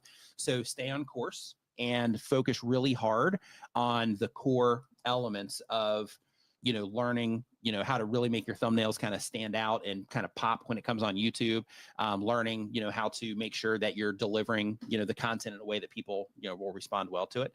But I'd focus on those things right now. And you've been kind of focused on that content for about a month. So I would definitely, you know, just kind of stay the course if that's the type of content that you're wanting to make. And remember that when it comes to YouTube, it's more about who you are, you know, who you are trying to get in front of with the content and the audience that you're trying to build with the content. So when you talk about, you know, how long should I keep posting until I decide to open it up to a new one instead? You know, the whole idea is thinking about, okay, if I'm trying to reach, like in your case, creators, then in that case, I need to make sure that while I'm in this improvement, you know, side of things, I'm trying to get things to a And for competitive everybody level. that's coming in, Let if me you make don't sure mind that hitting the I'm like button still or trying to serve subscribing those if you're people, not right? a subscriber, Because what can happen and also is sharing this video out to and someone because that you've is made some valuable changes and to. you mentioned you've unlisted a bunch of things too. So what can happen is content creators can kind of blame the niche for the performance of the content when really it's just the content needs work, right? So because of that, I would pick your target, so to speak, in terms of like, hey, this is the type of person I'm trying to make content for. These are the types of things they're interested in. These are the types of problems that they have. These are the types of things they enjoy, so on and so forth. And then do everything that you can to make good videos for, you know, for the people that you're trying to serve with your content.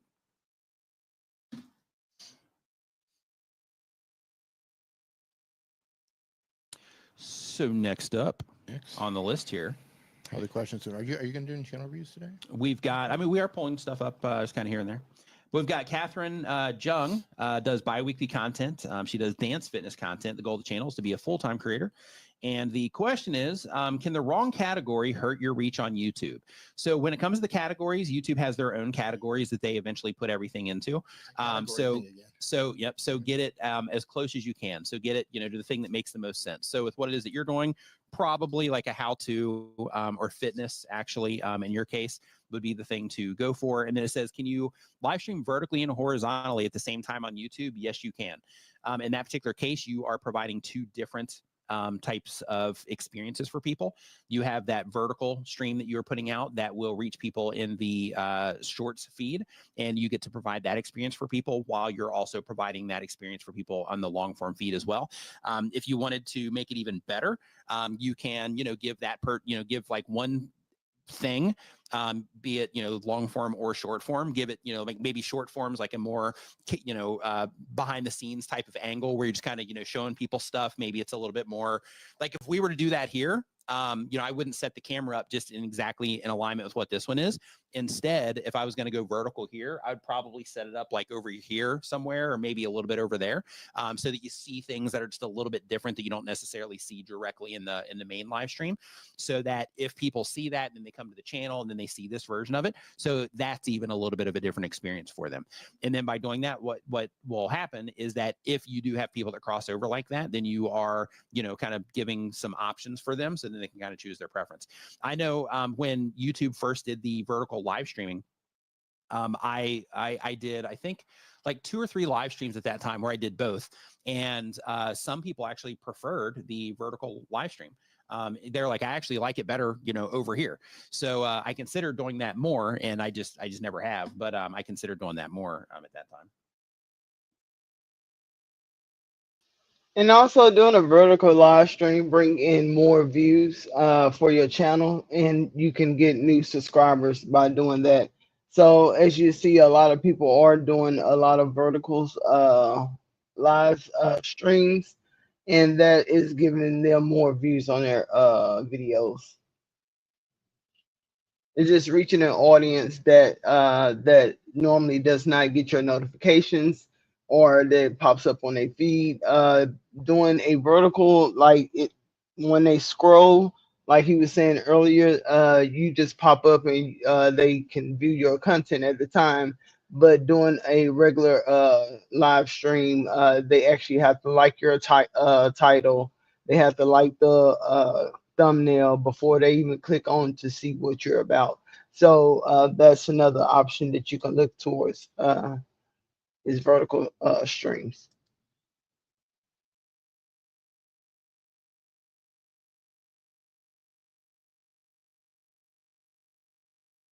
But you can do that though. And then okay, we did question number 2 there. So yeah, we don't have a lot of questions here, D. We're actually, yeah, so we've, yeah, we'll see Beanie, how it goes. Beanie, that was Dr. Sten Ekberg. He said, didn't Roger Wakefield have his content pushed out in music? No, it was wrestling. Yeah, so Dr. Sten had music. His was music. Dr. Sten was wrestling. It was wrestling? Yeah. Oh, okay. Yeah, it was WWE content. Yeah, Renee Ritchie says Jenny Hoyas is crushing with vertical live. Yeah, anything vertical she does, she crushes. So let's see here. So the influenced, she gets it, right? The what we're gonna say, D? I'm gonna say when the vertical live came out, like I just saw tons of it in my feed, and I watched them, but they barely recommend anything to me anymore. No. And do you see a lot of them? Because sometimes I watch them. Yeah, on TikTok I get a lot of vertical live streams. On YouTube, not so much. Yeah, I did it first when they rolled out the vertical lives. It was it was everywhere. And I would watch a lot of them. Because I'm a fan of TikTok lives. Yeah. But now that I don't get recommended very much. It's weird. What are you doing over there? So she says she's gonna need to experiment. Yeah, that's cool. It's cool.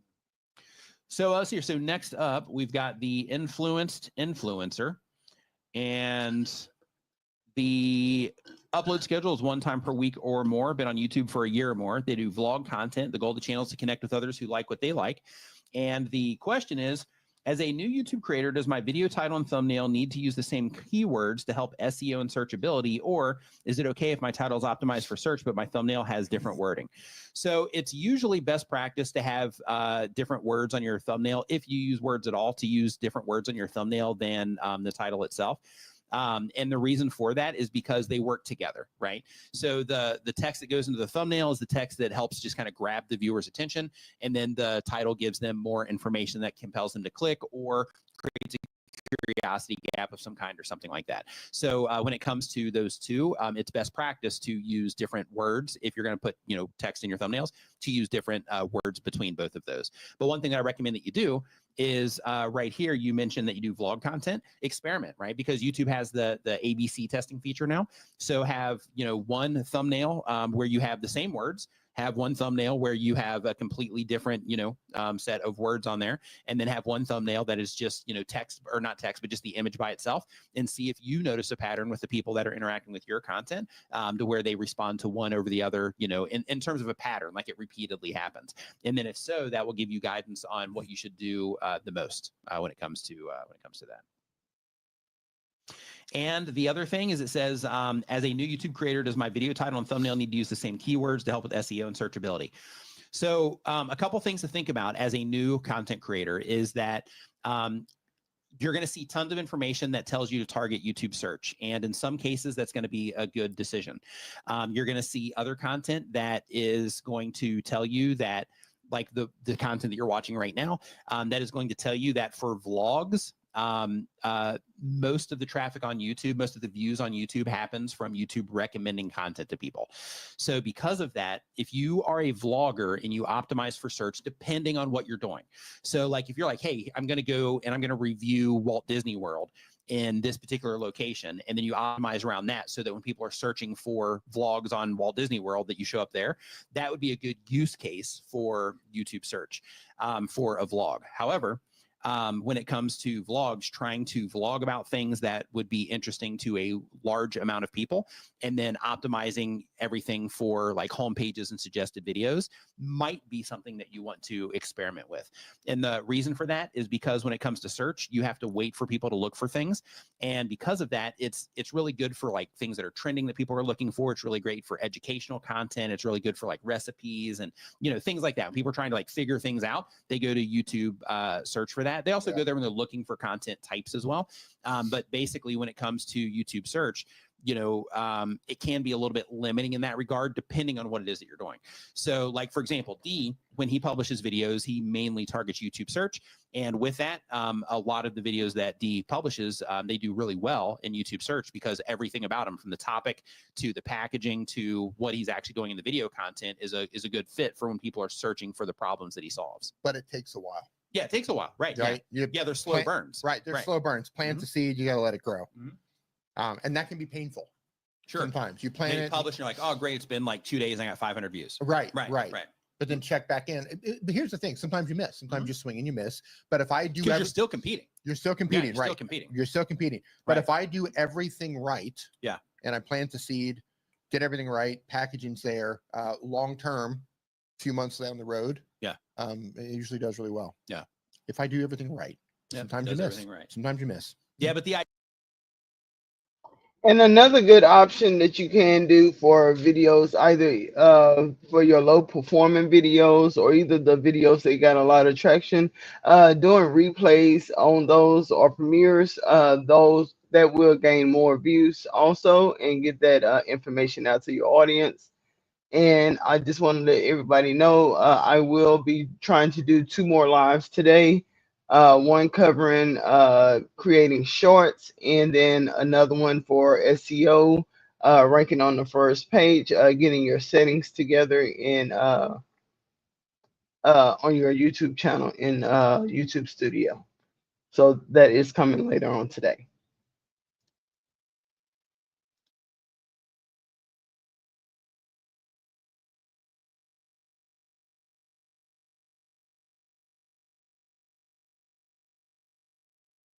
idea. And Renee says, he says, in other words, performance and personalization with re-rank over SEO pretty fast. Yeah. And when it comes to, like they're like, if you're a vlogger, if you can get really good at grabbing attention from homepages and suggested videos, and as a part of that, because that's just one piece of it, right? Getting people to click on it. Did you say if you're a blogger? Vlogger. Yeah. Which is what they said they are. So if you're doing that and you get really good at making your vlogs something to where if somebody were to see that on a homepage, like, oh, I got to check this out, I got to see what this is, or I got to see what's happening here, like that type of response, then in that case, you're probably going to grow faster that way. As long as people have a good experience with the content, you're probably going to grow faster that way than if you were to just search target with the vlogs that you're making. But if you are going to go after search with any of it, just make sure that you are hopping into YouTube search, seeing if there are any other vlogs that are showing up for the results that you're going for. See if the other videos that are there, right? Like in terms of topically, like what are you talking about in your vlogs and what are you sharing or showing in your vlogs? And are those things that would even be appropriate for people searching for those things in YouTube search, right? But search can be, great, because in addition to YouTube, you can also get, views from Google. Now you can also get views from ChatGPT as well. You're starting to see that more and more. So because of that, it has its place, but that place isn't always for every video, for every creator. And in some cases, people should avoid it completely because it, works against them when they make everything about search. But for some types of content, it's a search is a goldmine. Next up, we've got, let's see here. So they didn't put their channel name. They just put a link to the channel, but they do daily walks and what happens in life is the type of channel. Goal of the channel is to make money. And the question is, what is the best places like Facebook to get more views and subs on my channel? So the best place to get views and subscribers on your channel, and this isn't necessarily what you're asking for, but the best place to get views and subs on your channel is on YouTube. So this question comes up a lot, and it's always came up a lot. And there are things that you can do. So for example, if there are communities around the places that you walk around and they are interested in that type of content, you can share your content in places like Facebook and, Reddit communities, things like that. And you can, depending on what it is that you're sharing, sometimes those can become really good traffic sources for some videos. But when it comes to where the real juice is, and David Matney, I see your super chat. Thank you for that. I'll get to that right here in a second.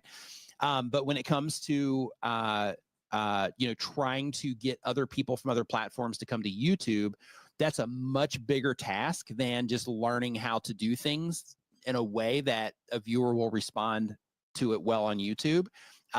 Because when you can figure things out with the content to get it to the point to where people respond well on YouTube, you don't have to worry about sharing it on Facebook. You don't have to worry about sharing it in these other places, because then as people are watching your content, the places where your content is a great fit, some of those people are going to be in those communities anyway. And then when appropriate, those people that are watching your videos are going to end up sharing your videos into those places, and you're not going to have to do it.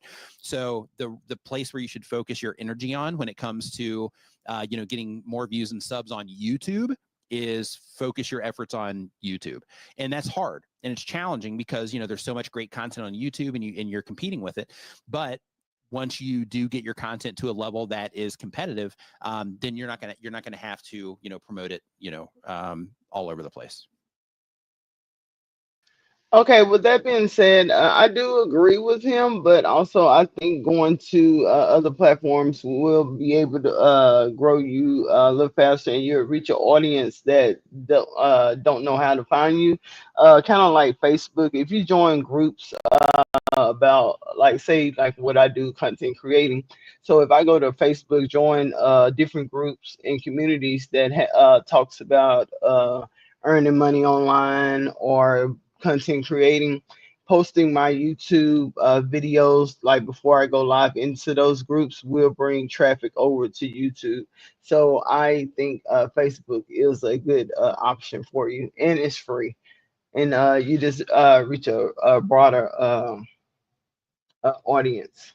And also he said something else, but if I think about it, I'll come back. Oh, when you do stream to multiple destinations, which is like what I'm doing now. Like I'm streaming to YouTube, I'm streaming to Kick, and I'm streaming to Twitch. So streaming to multiple platforms will get that audience over to your main channel or whichever platform you prefer them to be on. but you just reaching people that's not on YouTube, which is a good idea that I believe.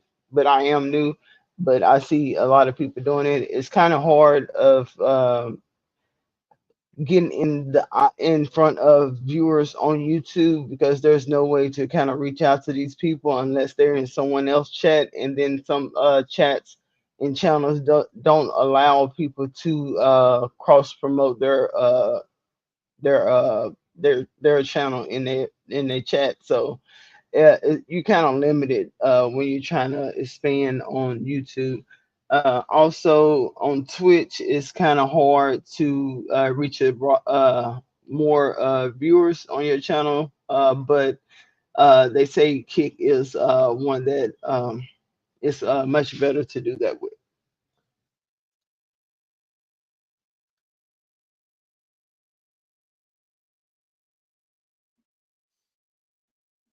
And David Matney says, if thanks you for the super chat. By the way, says, if possible, can I please have a quick down and dirty channel review? Thanks for all that you guys do. Yeah, man, I'll pull up your channel. Absolutely. Let's see here. Let me go and find it here. I'm actually just going to manually type it in over here.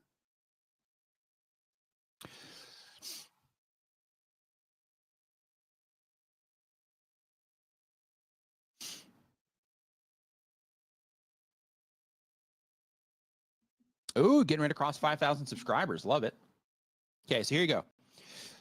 So David in Omaha, or living in Omaha, David Matney says, let's chat. So you are still covering Omaha stuff, buying and selling real estate in Omaha, Nebraska. Fantastic. Call to text. Since you're doing this for business, I'm going to look at this a little bit differently than I would another channel. So buying and selling real estate in Omaha, Nebraska, call this. Kind of clever putting that up there, right up there at the top. My goal is to help you buy and sell. Sounds reason to home. Okay, all that's fantastic. You already got your QR code over there on that side. Let me do a quick look here.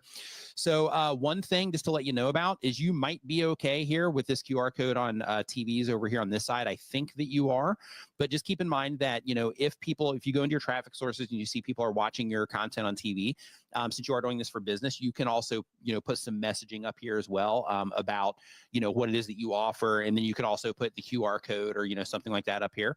And you can use that also as a way to just kind of spread awareness there when people are, interacting with your content on a TV. So you do have that option there, especially if somebody did land on your channel on a mobile device and then they get home and YouTube recommends something on their TV or whatever, and they go to your channel from there, then that, might give them that option. But here, I think it's going to show up here as well, but you do have just a lot more, pardon the pun, but real estate here in terms of, your ability to just kind of share a little bit more messaging that you might need to do about your business. Let's see here. So for your links, so a couple things is you have like the Let's Chat link here that goes directly to your calendar, and then you have the one that goes to your website. So one thing you might want to play with here in your case specifically is you might want to just kind of, see if you notice, if you have the calendar in position 1 versus having the, your website in position 1, if you notice any traffic changes to your website or to your calendar link of people scheduling with you in comparison just by putting one of them here over the other. And the idea for that is that by having, one here is prominent, then, that makes it easy for people to click on that versus having to click on this and then go find it. So because of that, I would just kind of experiment there and see if you can find, figure out if people respond better to this or the other one.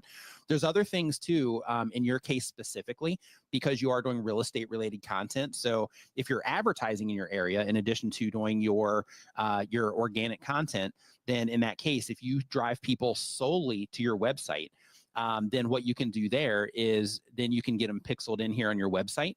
Because then they're landing on your website. You can get them pixeled in for Facebook and for Google. And then you can actually target on Facebook. You can target like geographical areas, right? So you can say, hey, people within this distance of this thing. And then you can do fun things, which I tried to do with VidCon, but I just wasn't able to get it all set up fast enough. But basically you can do fun things. Like anytime you have like events in your area, you can target, around those events. And you can say, okay, I want to show my ads just around this particular event. And then that way, when you have that concentration of people, then it allows you to be able to advertise to them at scale.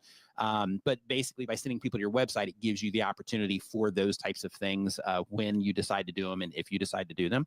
So I would consider that type of thing as well. Same thing with the content in terms of giving them, any type of free thing they can download, whatever, so that, you can get them to your website so you can get them pixeled in is definitely something to consider. Okay, and I just remember what I was going to say on the last tip that he gave. A way that I'm planning on growing my audience and trying to get more views is reaching out to like the unemployment office, because my channel is mostly trying to help people make money online. So targeting those type of audience and views. Like they're in a dilemma. They're looking for a job. They have the free time to do it. It's free to start being a content creator. So I think that would be a good choice for me. Also, I'm kind of skeptical about going to schools to talk to seniors, but I really don't know the ramification for that due to the age limits. Uh, but that is another thing I'm looking at doing, is going to schools and trying to see if anybody interested into streaming or content creating, and just helping them along the way, building courses and stuff that guide them along the way, giving them tips, showing them how to get started, things I've learned, showing them tips from experienced gurus within the social media platforms. Just sharing those type of advice is something I'm looking to do. When it comes to when it comes to that side of things, I would just reconsider what you're doing right there in terms of the efforts to get people to either your calendar link or to your website, depending on the approach that you're taking.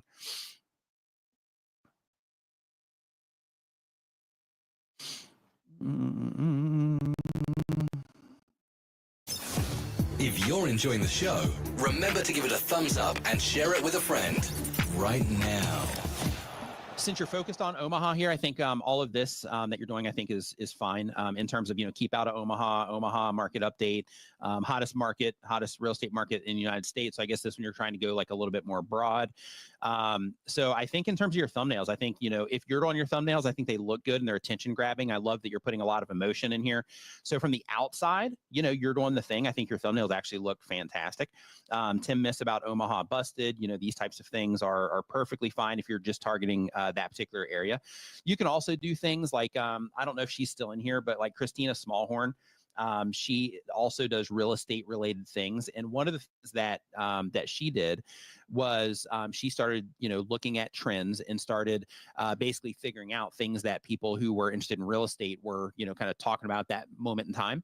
And then she started making content about those things, which got her a much broader reach just in general. It widened up the whole thing in terms of who was interacting with her content.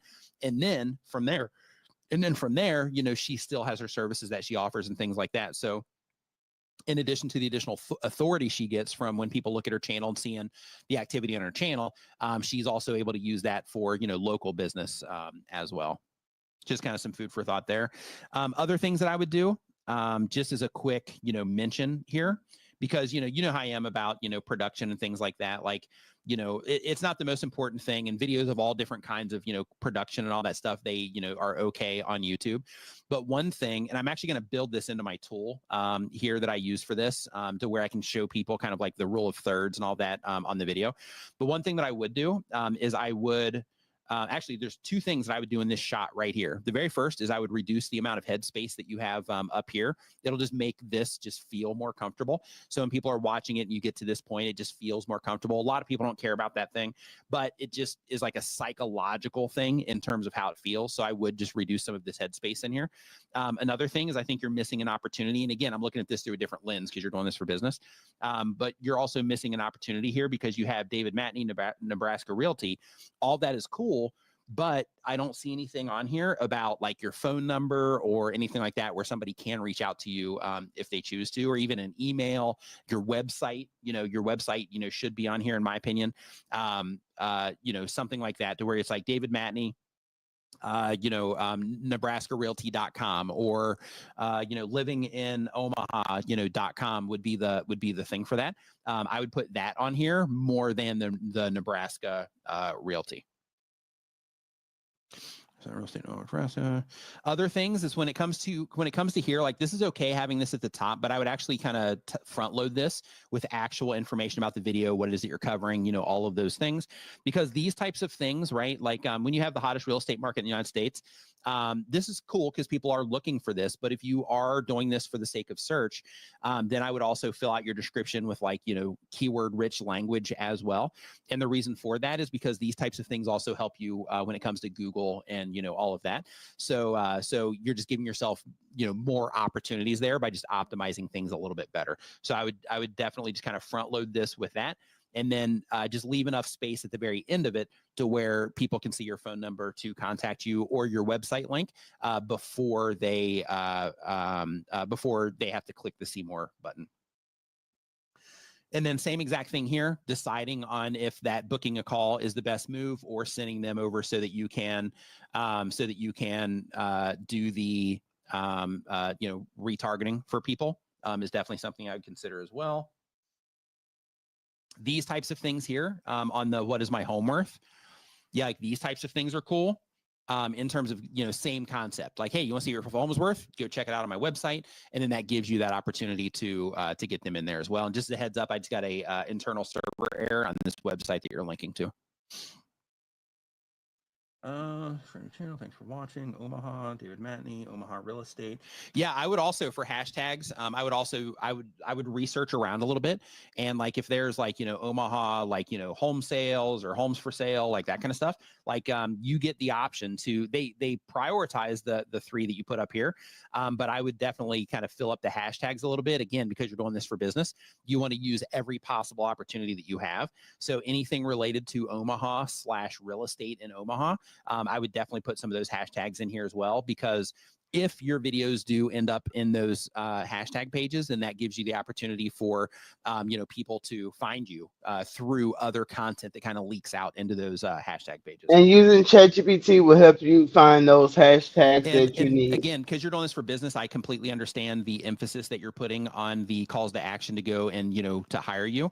But another thing that I would consider is when you are putting your content together in terms of these are the videos that I'm going to make, over the next, 30 to 90 days, is just thinking about like, okay, is there anything here that I can build a playlist around that's going to be likely to cause people to, keep coming back to my channel that live in these areas?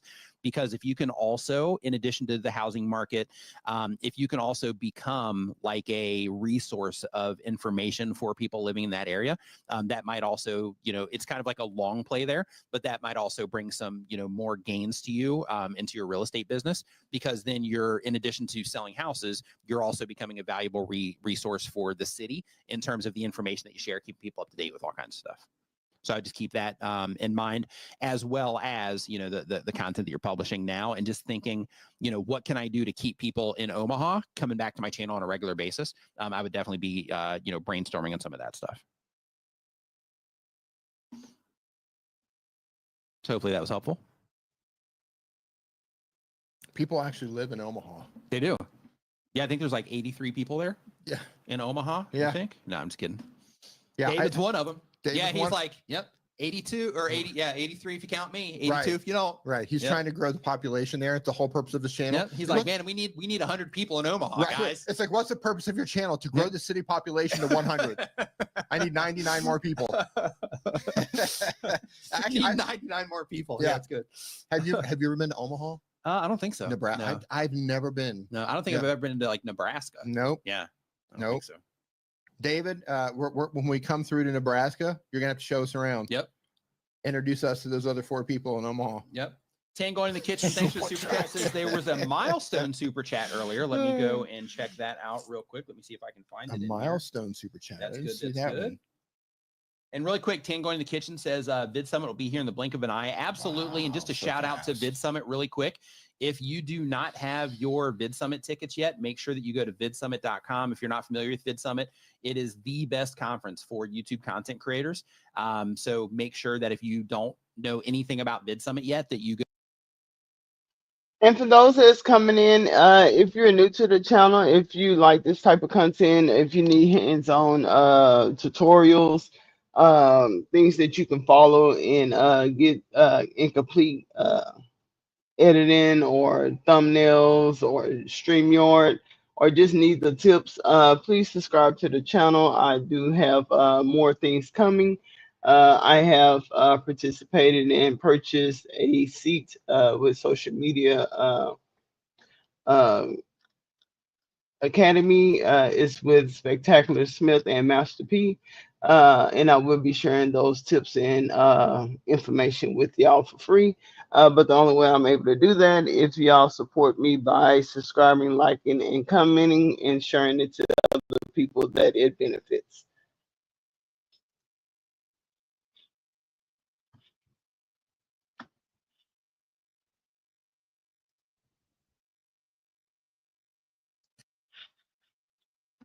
So because of that, you might see like a little lull in that, but it'll be fine long term because people respond to that video. So as long as people continue to respond well to that video, it'll be fine. But the that one video that you published, if people respond to it better, then in that case with YouTube just testing it, it might take a little bit of priority because it's a new piece of content. But with that, it might go in front of some of the same people. It might not go in front of the same people, depending on, the particular things that they're interested in. So I wouldn't worry about it too much. And you have another one from Ed. Ed Flash Japan, thanks to Super Chat, says, it's been a while since I tipped the Niman brothers wearing my Niminati shirt now proudly. Awesome. Love it. Love Thank it. you, Appreciate that. Yeah, we need to get some Niminati shirts in here, actually. It's been a while.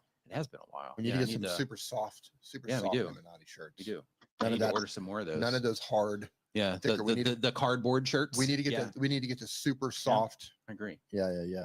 And somebody Diane just asked a question, says, what if I won tickets but I don't have the tickets yet? Then send Vid Summit a message. You can send me a DM. You can send Chantel a DM because she works with them when it comes to like helping with like staff message as well, and then she can direct those to the right people. So next up, Eric Wait Whiskey Study says, I'm wearing my Niminati Speedo. Man, those are supposed to be exclusive, man. You're not supposed to be like telling people about those yet, right? Yeah, I was, on my D Cups channel. Yeah, that I'm getting ready to launch. Yeah, we're gonna have all kinds of Niminati gear over there. Got a whole playlist for Speedos. Not really on brand for a bra channel, but whatever. So the next channel, they didn't put their channel name; they just put the link. Oh no, we did this one. They came up with we did this one already. I didn't come up with the channel name. I'm just running with it.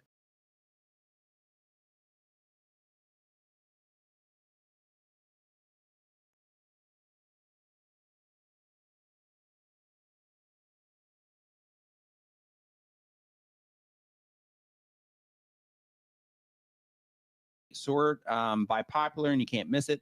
We've tried the same format, same topic. Our trailer deck video is basically almost the same video. What am I doing wrong? How can I get the momentum back? I wasn't prepared to go semi-viral. Anything helps. I have a suspicion that since I stopped publishing one long form per week, we are getting punished. I use Opus Clip to publish shorts almost every day. Cool. So when it comes to your upload schedule, if you don't publish, one long form video a week, you're not going to get punished. If you don't publish for like a long time, then you can start to see things start to decline. And part of the reason for that is because, if you're not publishing, new content, then you don't have new people coming and interacting with the channel. And because of that, things just start fading, right?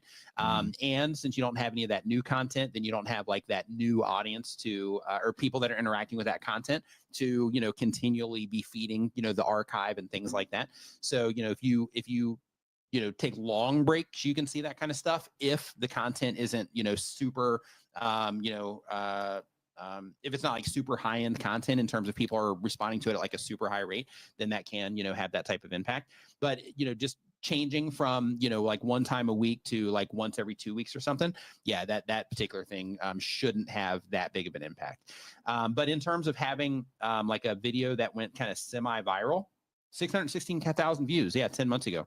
Good, nice work on that. So when it comes to that sort of thing, one thing I'm just kind of taking a quick, the best wood for outdoor projects is, and then you just kind of left it vague there, and that worked. And then, yeah, pretty much everything that you're talking about here is lumber related things. The best wood for raised garden beds, durability, cost, and longevity. So just one thing I want to point out here really quick is when it comes to, let's see here. Dee and I were actually talking about this today because part of the title thing that I was showing you guys is I have a second version of that in terms of something that will, the version that I demoed with you earlier, that particular version, it has it for the different, types of titles. But the thing that I kind of started out with there that is currently hidden is something that would kind of broaden the content up a little bit to where you put in the title and then it gives you different ways that you might be able to make the content more accessible to a larger group of people. And one of the things that I want to bring to your attention is when it comes to your popular video, best wood for outdoor projects. So in terms of things that, I mean, it could just be the video performance itself. And the first thing that I have to tell you is also go in, look at the click-through rate on this compared to the impressions, look at the traffic sources that you got views from, figure out if you got these views from home pages, from people searching for things, like figure out where the views came from, figure out, go in and look at how this compares in terms of compared to other videos, compared to other videos that you have on the channel. Also go and look at the retention, see how long people were watching on this particular one, see how many people are clicking on end screens, all that stuff. Look at everything around this video from the stats perspective. And then you can also use the compare feature inside of advanced mode analytics to compare it to other videos. But when you do that, make sure that you do keep in mind the impressions, right? So this particular video might look like it didn't do as well as videos that don't have as many views. But in reality, it's just because so many people have interacted with it, but it did, do well. So because of that, you can also sort by date range and that kind of stuff. But anyway, so the thing I'm trying to bring to your attention is that with this one, the best wood for outdoor projects is. So right here, this is accessible to anyone that is building anything outside with wood, right? So that's a large amount of people. Whereas if we go to your recent videos, what actually is blue stained pine. So this is going to be limited to people. There still might be a large amount of people that might be interested in this, but this is going to be limited to the amount of people that are interested in blue stained pine by itself. And with that limitation, you also have, is YouTube going to show it to the people that are interested in blue stained pine? And if it does, are those people going to respond to it? So from an accessibility standpoint, it just makes that one a little bit more difficult. Same thing here, the best wood for raised garden beds. This one got 1,000 views on it, which is good. But you got 1,000 views on this one, but this one still has those qualifiers in terms of they have to.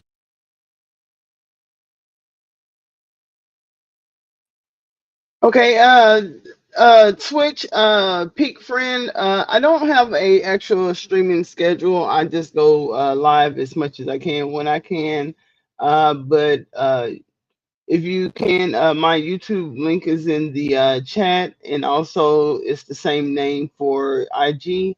I don't use Discord, but if you would like, you can join me or inbox me on IG. To be interested in making a raised garden bed. They have to be interested in the best wood for making a raised garden bed, and they have to be interested in the durability and the cost and longevity, which I guess would probably fall under the best wood. But with this one, it also has like some qualifiers attached. Doesn't mean that it can't do well and that there's not tons of people interested in that. But I'm just saying, in comparison, the video that's most popular right now is extremely, it's much wider in terms of the people that could possibly be interested in that, because it, like anybody that does anything outdoors with wood is a candidate for that video, where this one, they have these other qualifiers that they need to make. And then same exact thing here, best wood for trailer decking. The people that watch the wood video for outdoors, they could watch this video, and this video probably. But for the people that need to watch these videos or that are watching these videos, they have to be interested in these very specific things, right? So long term, and this is why I wanted you to look at the traffic sources for the video that you have 600,000 views on. Long term, these might end up doing great, because if people are looking for these things, or if people are searching for them on Google or something like that, you might be able to get a lot of viewership on these over time. But just right now, they're just not doing that great. But I think part of that is because it's just not instantly as accessible as the other things, as that most popular video. And then we donated a year's supply of lumber too. Yeah, so that same exact thing, like it's awesome that you donated that lumber, but in terms of the people that that might care about that, it might be much smaller. And everything about soft maple, I think that's a pretty good one, right? You only have 730 views on that one, but I think that one's good in terms of a little bit wider. Yeah. But they still need to, you're taking the best wood, right? All wood, and then you're still condensing that down to maple in that particular situation. So the thing that I would experiment with is, one, make sure you do go into your stats and that you're trying to understand like why that video did better in terms of how people responded to it. And just compare it to other videos. Okay, so when my videos first started in this video, this is how people responded. In these other videos, this is how people responded. And is there a way that we can kind of, do it again to where, we do things in a similar way? And then also looking at the traffic sources is really important. But I think just trying to make it to where you're framing everything in a more accessible way is definitely something that I would experiment with on the channel. That's right. Chantel says it too. Breathe. Breathe. Breathe. It says it's tough because YouTube only suggests that we make content for woodworkers in the trends tab, and we are not woodworkers, we are lumber suppliers. That's fine. Yeah, talking about lumber and all that stuff is perfectly fine. It's just the thing that I'm the idea that I'm expressing is that when you talk about lumber, you can talk about lumber, but just try to think like, how can we make it to where the largest amount of people that are interested in wood for whatever it is that they're doing, to where this particular piece of content would make sense for as many people as possible that are interested in wood. So one thing that you can use for this is vidIQ. They have keyword tools. And with those keyword tools, you can actually look for different ways that people might be looking for things. And with that, you can also just kind of qualify, like, okay, are people looking for this a lot compared to this? You might also, I'm actually just going to pull it up right now and see. Hold on. Are you pulling up vidIQ? No. I'm pulling up Google Trends, and I'm just going to do a quick search here. I'll just do, let's go find the United States. Yeah, so what I'm going to look at right now, I'm just going to do a quick look, and then if it's anything substantial, then I'll share it. If not, then I'm not going to, because there won't be any need to. But basically, I'm going to go here, and I'm going to type in maple wood. And we're just going to do a search comparison here. Yep. And then here, we're going to take this just to the last 12 months, see if we can see any spikes, and we're going to turn this into YouTube search. Okay, give me another type of wood. D, walnut. Walnut's good, or teak wood. Okay, represent over here. So so we'll do walnut wood. Do you want to share these, or are you going to? Well, I'll tell you right here in a second, because the numbers might not even be that substantial. Okay. Oh yeah, okay, so we're getting somewhere. So I'll share it. We'll see what happens. I'll let you put it on the screen. Okay, so and then here we're going to do teak wood, and then we're going to hit this as a search term. So basically, with this, we can see if we look here that walnut wood, and you probably know this, you're a lumber guy, but like walnut wood is more popular here when people are looking for things compared to maple wood or teak wood. So when you are talking about the specific woods to make, I mean, you might need for your business, you might need to talk about all of them. And in that case, it's fine, because then you're still getting in front of the people that are a good fit for that wood that you're talking about. But using a tool like Google Trends, and this is completely free, by the way. Anybody here, for the type of content you make, you can use Google Trends to kind of uncover some of this stuff. But basically, you can use this to try to figure out, like, what is it that people are, kind of actively looking for when it comes to these different woods that we could possibly talk about. And then by doing this, this is going to help you be able to identify things that maybe you should talk about as a priority over other things, just based on things that people are interested in most.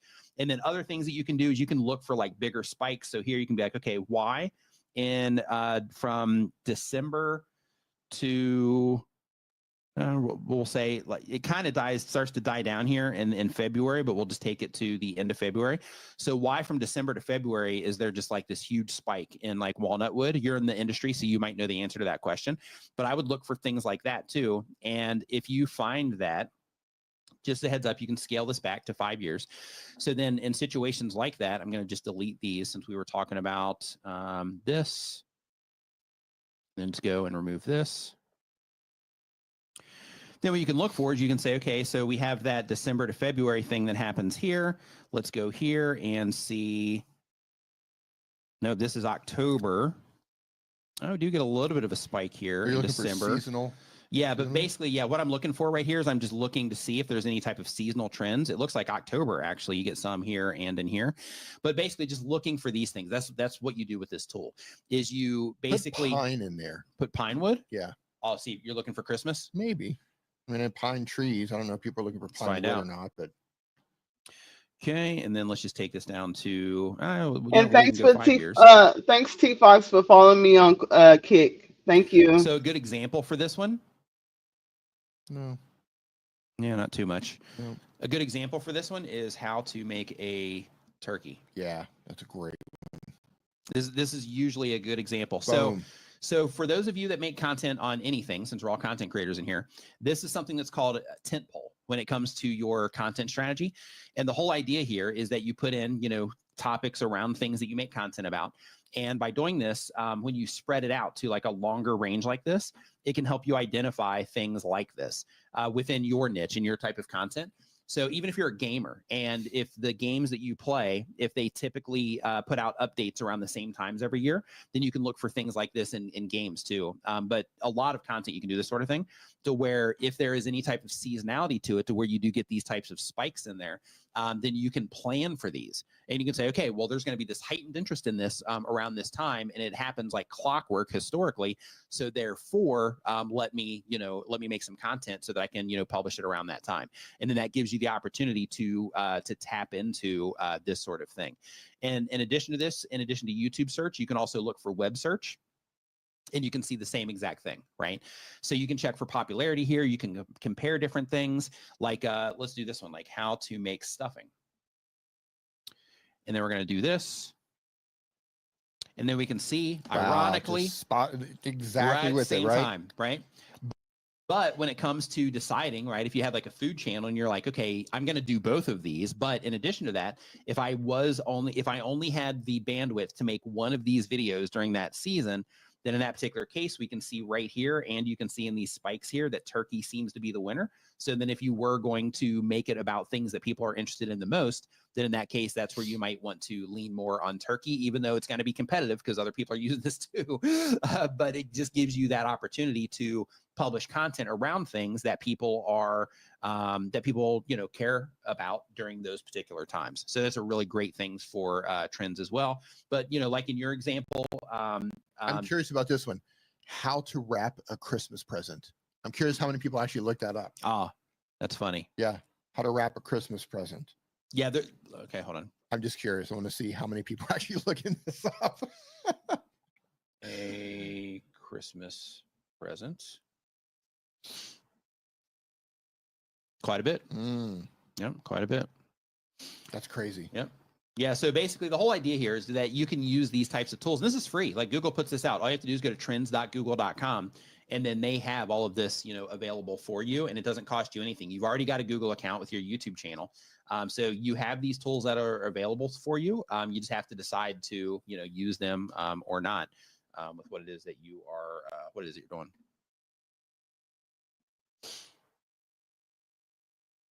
All right. So next question. Next question. How are we doing with the questions? I know they were running. No, we're good. Yeah, we're good. Okay. Let's see here. So next up, we've got Country Boardwalk Studios. They upload when they have time, but on YouTube for a year or more. They do art education and art journey content. The goal of the channel is to connect with others who like what I like. And the question is, how can I change my file name on my videos after they've been posted, or is it not possible to change them? Yeah, when you upload your video to YouTube, after that, you can't change your file name. But when you say, should I delete them to correct and re-upload them? No, it doesn't matter. I think they're probably falling into that naming. Probably. Yeah. So you can upload your file names as like, video 3876449, and it's perfectly fine. So like when it comes to your file name, you're going to see information telling you that your file name is going to, like make your videos get more impressions and stuff like that. It's not the case. So the things that matter when it comes to YouTube is how people respond to your videos. These little things right here are things that people do to kind of position themselves to, well, I'm not even gonna say that, but that doesn't matter. Like like what you do with your file name before you upload your video doesn't matter. What matters is how you write your title, the thumbnail that you choose, the topics that you choose to make videos about, and how you actually make videos. those are the things that are going to move the needle for you. Those file name things, like if it helps you remember things, like, okay, I'm going to name it this because it helps me remember. Like I'll do that with shorts, to where, or vertical content, to where if it helps me remember it because there's just so many of them, then in that case, I'll do the title of the video there because I know that that's what it's going to be. And then when I upload it, then I just have to remove the hyphens and then the title's there. So that particular thing is more of an efficiency thing, but it's not for the sake of trying to, game the system in some way or give myself some, advantage when it comes to the different systems. We're about to find my people right here. I name all of my videos 8675309. Oh, nice. You understand that? I understood. You understand? I got it. Call. Yeah. Yep. Are you my people? Yep.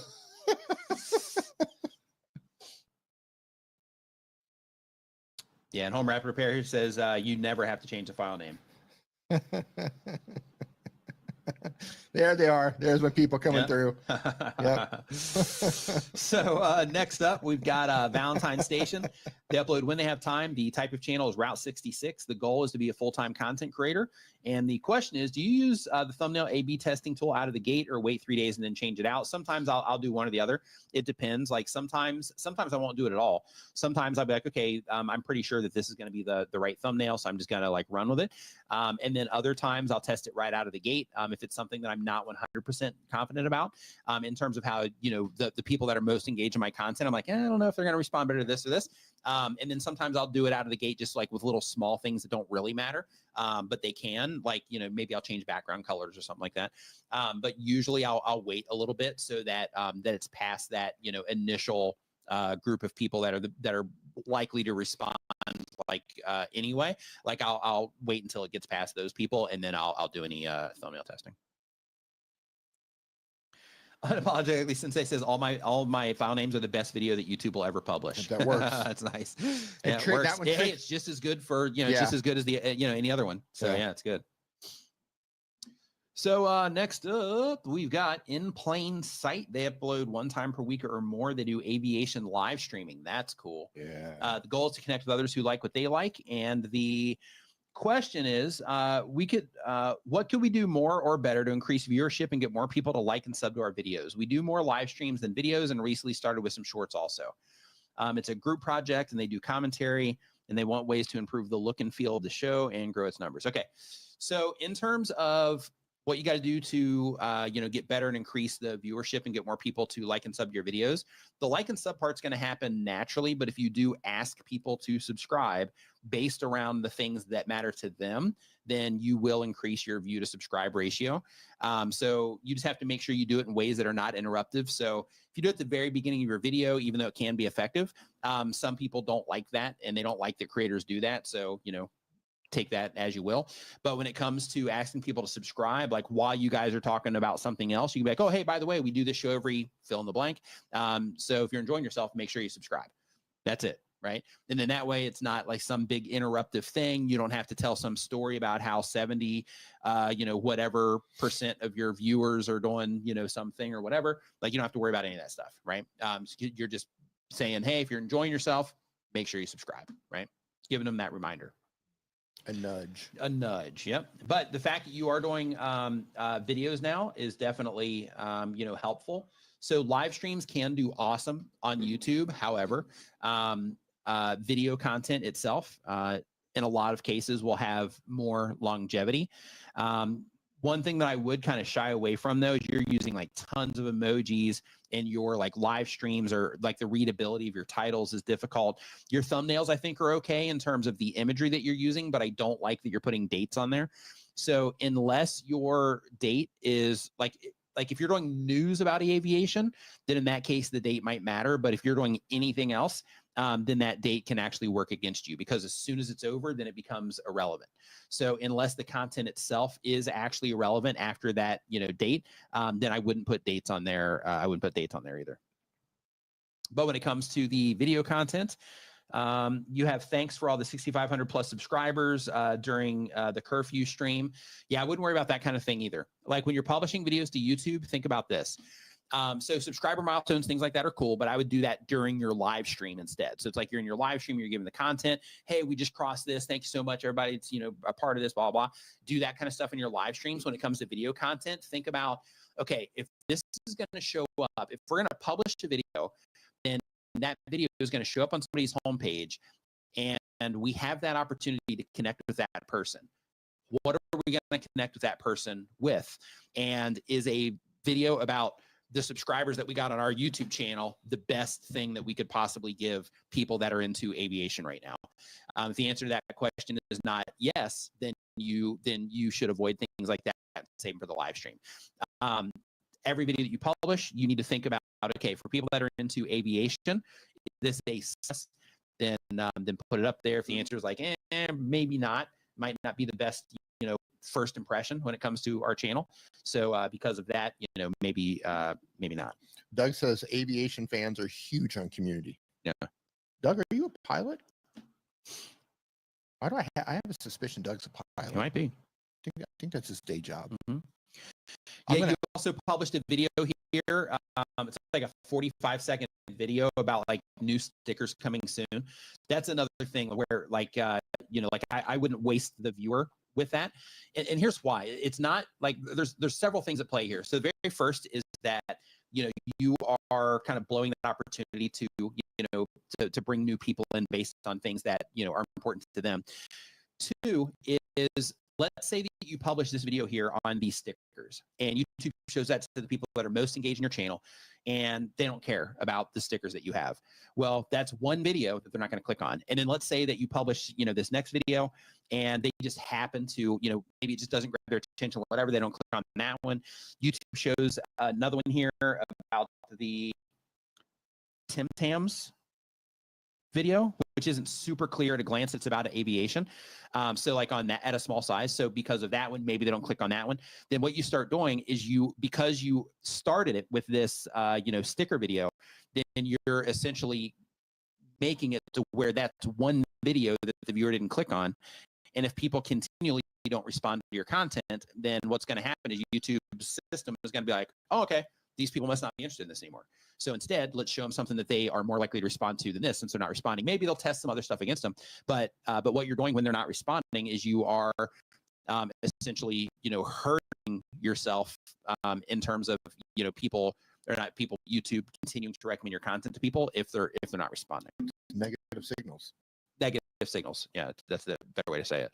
So because of that, just try to think of a theme of what you're going to offer for the channel. You've already got 6,000 subscribers, so you're heading in that right direction. It might be because of the shorts, it might be because of your live streams, but people are responding to what you're doing. The next thing you got to do is kind of tighten things up and make sure that when you are publishing videos, that they are just a perfect fit for what it is that you're offering and for who it is that you're offering it to.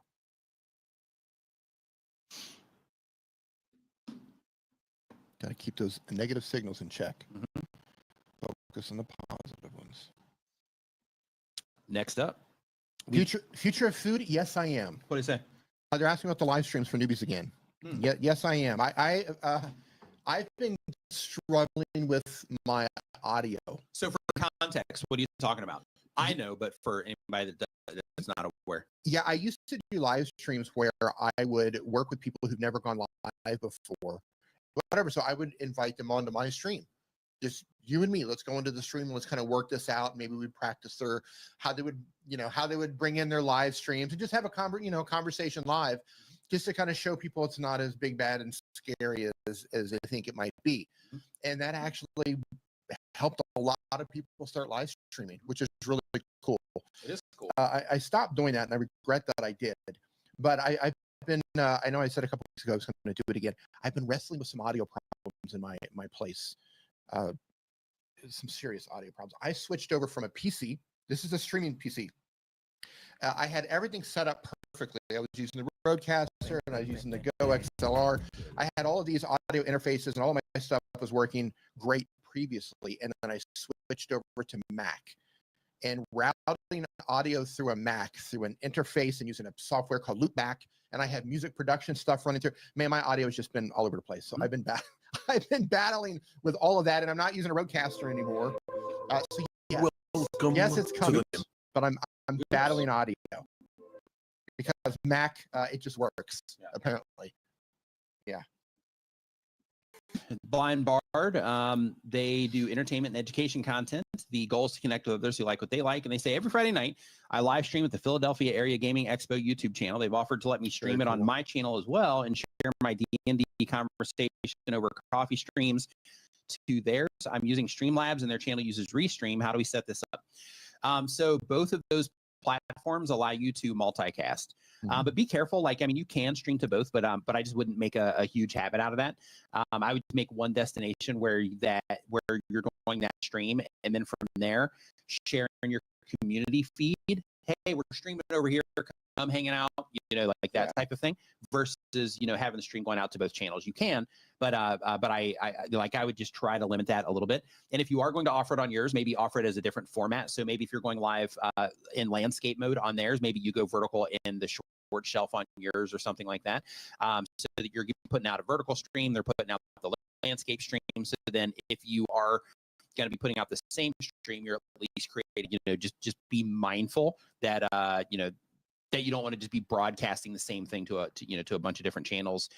If you can, avoid it, try to offer something different if you can. Technically, you can do that because, as long as you don't, copyright strike yourself or something, you're going to be okay.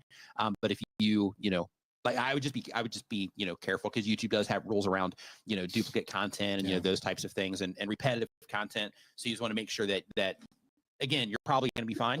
But if you just want to play it safe, I would try to offer like a different format or something if you're going to do it on both channels. Next up, playing the mom game. What's going on? Hope you're doing great. She does clothing reviews and a lot of Amazon gold channels to make money. And the question is, I'm working on switching from filming on my iPhone to using a camera. I have a Sony ZV-E10, great choice by the way, and recently found a used Sigma 16mm 1.4 lens for a great price, so I have that too. I've watched so many tutorials about how to set it up manually, and I've been playing around with that, but then came across a few people that said just use it in auto mode. I know it's a matter of preference and something that I need to play with, but do you have any suggestions or motivating words to help me just film with that setup instead of defaulting back to my phone? Yes. So us plus Dad, what's going on? Hope you're doing great. Yeah, I would definitely learn to use a camera, and I would not shoot in auto mode. The reason I wouldn't shoot in auto mode is because when you shoot in auto mode, it can make changes to what to how it's interpreting what it is that it's seeing. What are they shooting? They're doing like fashion related things, Amazon related things, that kind of stuff. Okay. So clothing reviews. Okay. That's what I mean by fashion. But like, when you shoot it in audio, like sometimes auto, sometimes it can turn out great. Other times, you're going to be like, oh my gosh, why did it shift the color of this? And sometimes you might have something on that you didn't realize, and it might pick that up, and it might, kind of shift like your white balance, or it can shift the exposure if something comes in, it's too bright, or it can brighten things up too much, maybe if you get too close. So great lens, great camera, and they are really responsive when it comes to, a change in environment. So like if I was here, walk up to the camera, and if it did need to make adjustments, it's probably going to be okay. And if I came back, it's probably going to be okay. But if you want 100% certainty that you're not going to have errors in your video, then in that case, I would do it in manual. I'm going to say, if you need consistency in the quality, then it's in your best interest to learn how to dial everything manually. But if you're more of a run and gun shooter, and it's more important, it's like a setup. It'll be like a setup and replace. Okay. And then she'll be in front of it. So it's just always going to be there. Most of the time, from what I know over content, yes. But continue with your thought though. Just. And if someone want to go live and they don't know how and need someone to walk y'all through setting up your live, you can contact me through IG, Elevate Me to You, me 2 times Elevate Me to You, and I can assist you with that. Please subscribe for the people that's coming in, and like the video if it's helpful. Just so there's additional information. Yeah. If you have something locked on a tripod, like this camera in front of us is locked on a tripod, it's always there. It doesn't change. Mm-hmm. Even during an earthquake, it didn't move. Right. Yeah. All of these cameras here are set manually. So no matter what happens, I could change I could change everything. She said she's looking for consistency, always in the same room, ideally. Okay, then put it out there. Then put it out there. Then dial everything in manually. Learn how to do it. Use your phone then for if you just need run and gun shooting. So if you're like, okay, I have my setup for camera, it doesn't move, but now I have this thing I want to shoot. In addition to that, just grab your phone and shoot that extra thing and mix them together. You can do that. Yeah. You can also, depending on the editor that you're using, you can still use your main camera, and it could be recording the additional shot with your audio, and you could film this additional footage, put them both into your editor, depending on the editor that you're using. And some of them will automatically sync the audio up or sync the video up as well. But for run and gun shooting, I always say just use whatever's going to work best. Yeah. If you don't need that consistency in how it's going to look. Yeah. So for the consistency, here's what I recommend in your case specifically, because if I remember correctly, like your shots are usually like pretty much like you're shooting in the same environment all the time, kind of like I do at my place. So dial that in then. Yeah. So I would just dial it in. So basically I would figure out like your lighting setup. I would figure out your camera setup and just spend a little bit of time on it. And once you get it locked in, then all you got to do is walk in and turn everything on. And then you're ready to rock and roll. So so because of that, yeah, I'd figure out your lighting situation and get that figured out on exactly what you want it to look like. And then for the camera, once you figure out the lighting, then you want to adjust everything around that lighting. Or you could start with the camera and then build the lighting around that too, and then make minor adjustments there. But I would definitely manually do it for that consistency. And then that way you'll be able to walk in, turn stuff on, and then get to work instead of having to fidget with stuff and, you know, and tweak it all the time. So I'm going to, if you don't know this, I'm going to tell you something it's likely to not be consistent if you just keep everything in auto. Right. So two things: when you manually dial something in, you actually don't need as much light as you think. Yeah. So you can get big soft lights and kind of turn them down and then readjust in the camera. So you don't have all these bright lights. Number two is, man, I lost it. I had, it happens. No, it was a good one. Yeah. Hey, at least you got number one out, right? It was good. Yeah. No, it was really good. All right, it'll come back. It'll come back. It was really good. Yeah. You're talking about think it's gone, no, it was so good. I was holding it, and I should have put that one first, and by the time I got to it, it was gone. Yeah. I'm going to come back to this. All right. I'm going to interrupt you out of nowhere. Listen. Gee, like that's different. Yeah. Oh, right. I know what it was. There we go. Okay. Perfect. Yeah, that was what good. lens did she get? The Sigma 60 millimeter. To what? Just a 60 millimeter. So, the 1.4. It's the Sigma 16. Yeah, it's the same thing you've got on your 1.4. Yeah. Okay, so if you don't know this yet, and to anyone listening, if you're wondering why stuff is blurry, so when you have that dialed in, if it's at 1.4, anything behind what you're focused on, the camera's focused on, is going to be really out of focus. It's going to be blurry behind you. But if you're like, hey, I need a shot where everything is kind of in focus, depending on what you're filming, then dial that back. So instead of having, she's a little bit far from the camera. Okay. Yeah. The closer you get, the other direction that you go, 4, 5, 6, 7, 8, that's going to allow more things to become in focus. The smaller your number gets, the more things are going to go out of focus behind you. So if you're wrestling with that lens, if you don't have experience with the type of lens, you're like, oh my God, everything's always blurry. Yeah. It's that setting. Number higher is in like 5, 6, 7, 8, if you want things to be in focus more. Yeah. And also, just so you know, when it comes to your actual focus itself, you're probably going to want to keep that in auto, so you have auto focus.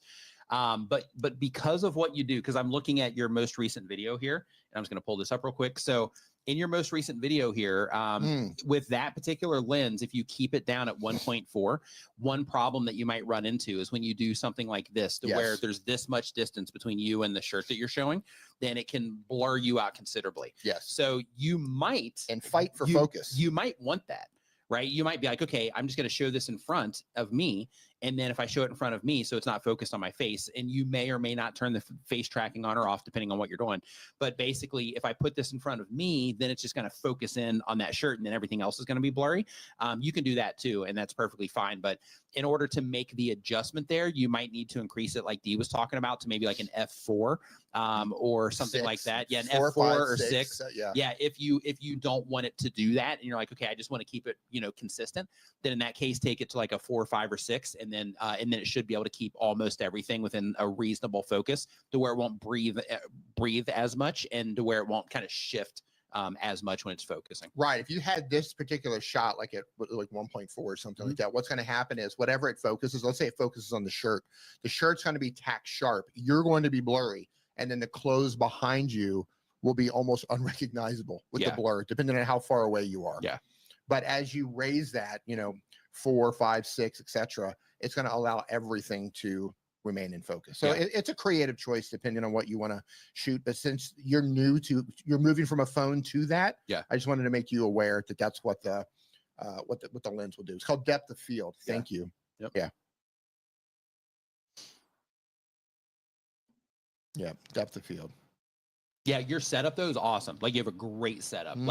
Like you'll be able to ride that setup probably for the next 10 years if you wanted to. Yeah. Like it's a fantastic setup. And another thing that's cool is once you like really get dialed in on that lens in the camera, like if you do like any close-up stuff or anything like that, like you can do some really cool stuff. Like for example, like let's say you have some clothes like laying down on something, then you could take your camera and with the EV10, it has awesome like slow-mo. So you can turn it into that mode, and then you can shoot it that way to where you're just kind of moving your camera over it like this.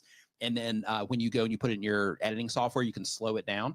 So then that'll stabilize it more, and that makes it to where everything's just like super smooth while you're just kind of showing those types of things. Or if you did like a, top to bottom of the thing that you were showing, same exact thing would apply there, but it's really cool for that kind of stuff too, for like B-roll and that kind of thing.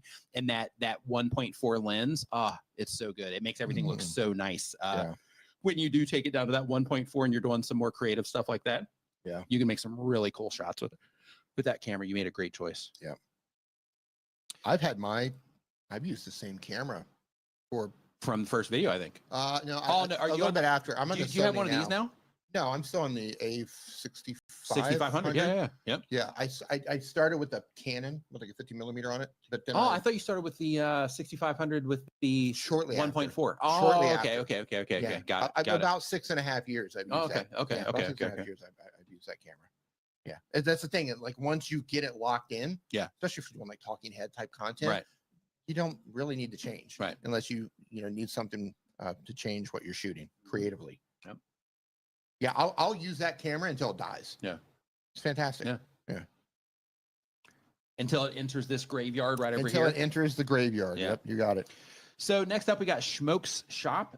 They upload 1 time per week or more. And really quick, playing the mom game. If you have any questions about any of that stuff, feel free to like DM me on Discord or Twitter or wherever you want. Send me an email, and I can help you through that stuff.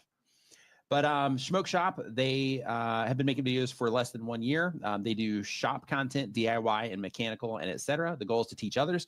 And the question is, do you think that YouTube will ever let creators suggest channels that would be likely to have viewers interested in their content? Oh, you mean to where you could say my content is like these other channels, so recommend my content to these people. Oh, interesting. So that is interesting from the viewer side, but YouTube already, it would be abused. Everybody would select MrBeast. Another thing that you can do, like bigger content creators can do live redirects where they can send their live audience over to your live right after theirs in. So doing live redirects, I do have a video on my channel showing you how to get that set up also. Everybody would select like the biggest entertainment channels. YouTube would have to identify what they are.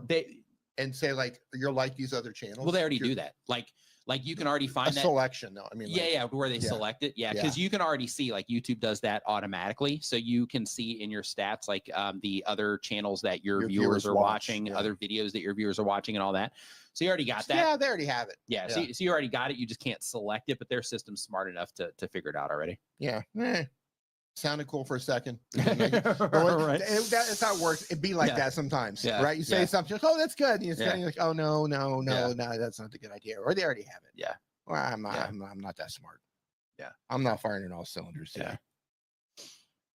Because I would abuse that. I would just be like, "Oh yeah, my videos like MrBeast and Mark Rober and Casey Neistat." Right. They would all have people being like, you would just go through and just like check all the top stuff, even though it's not. Right. And YouTube would be like, "Yeah, I don't think so." Yeah. Yeah, sometimes like if you go into your suggested videos, for example, because I see your thing saying that no, it's not. So if you are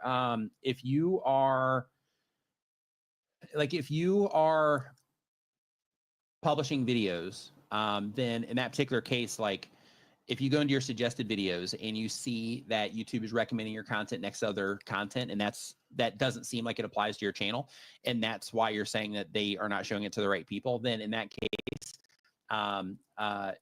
if you go and you look at suggested videos, you'll see that there's actually a few things at play. One is that you'll see if you look in suggested videos that you have these sorting tags in there, and that people can sort based on, I want more from this creator. I want, other content like this, things like that.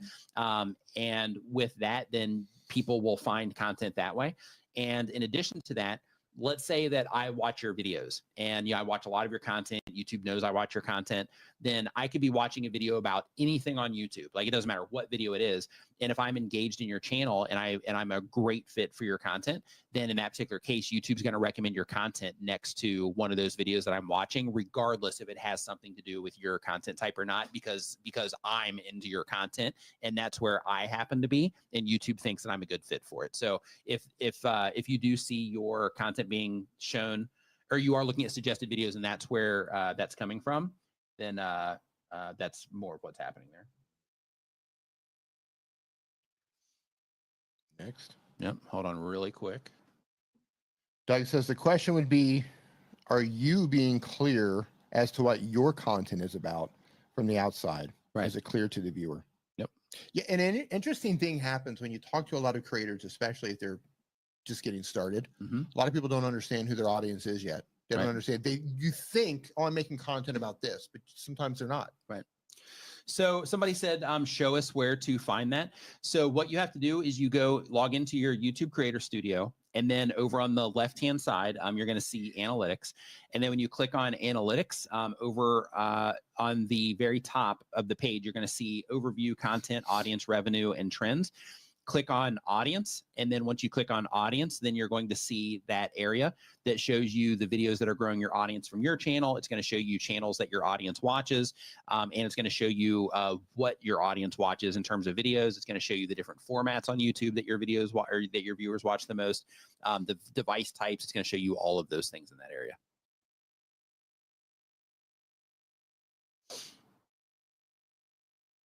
Next up. Next, we've got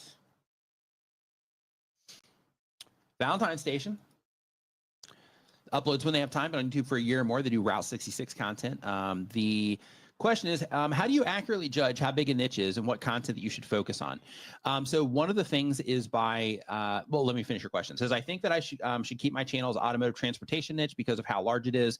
And that is my best value that I can offer. I live inside a vintage gas station. Oh, that's cool. On Route 66. Oh, that's cool. awesome. We've had them in here before. Like a Radiator Springs in the movie Cars. Yeah, they're in here. They're in here a lot. Yeah. So that, yeah, that's awesome. So when it comes to how big the niche is, search around for other content like that. Look in Google for any type of communities based around, things related to your content. Look on Facebook for different groups around your content. Look on Discord for different groups around your content. Look on Reddit for different subreddits around your content. And by a combination of those things, hop on Google Trends, see, what people are looking for around your content and like the stuff there. You can use tools like vidIQ that will actually give you search volume, that sort of thing. And by a combination of all those things, it'll start to paint a picture on the things, the general size of or interest in what it is that you're doing.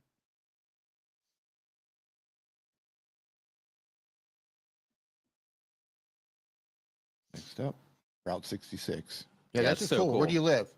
I'm in an old gas station. I'm at the old gas station on Route 66. Yeah, that's awesome. Absolutely yeah, awesome. That's pretty cool. Yeah. So next up, we've got Melman Shorts. They do daily content, but on YouTube for 1 year or more. They do gaming and reaction content. The goal is to be a full-time content creator. And the question is, how can I remove the 0 view jail from my video? So in terms of a 0 view jail, it's not that you are in a 0 view jail. So when it comes to content, it's actually going to, it all comes down to how people respond to what it is that you're doing. So one thing that you might find is that, because I see right here, you have a video that's like 28,000 views, 25,000 views. So you have some videos where you got views 884, 825, 24,000, So the most recent video that you did, it looks like that one's not getting any traction yet. But you're definitely not in some type of, penalty or anything like that. But one thing that might be happening, because you have this one here with like 3 views on it, and then you have these other ones that have more. In that particular case, it's just some people respond better to some videos than they do other videos, right? So because of that, you know, I would look and see what it is that you're doing with the videos that get that higher response, and then compare that in terms of structurally, what do I see or what do I show? Because you do a lot of split screen stuff, like how exactly is the screen split? Like even little details like that. Look at every single thing that you can about the video, and see if you can replicate like the structure, how everything is laid out, the things you're talking about, you know, that kind of stuff.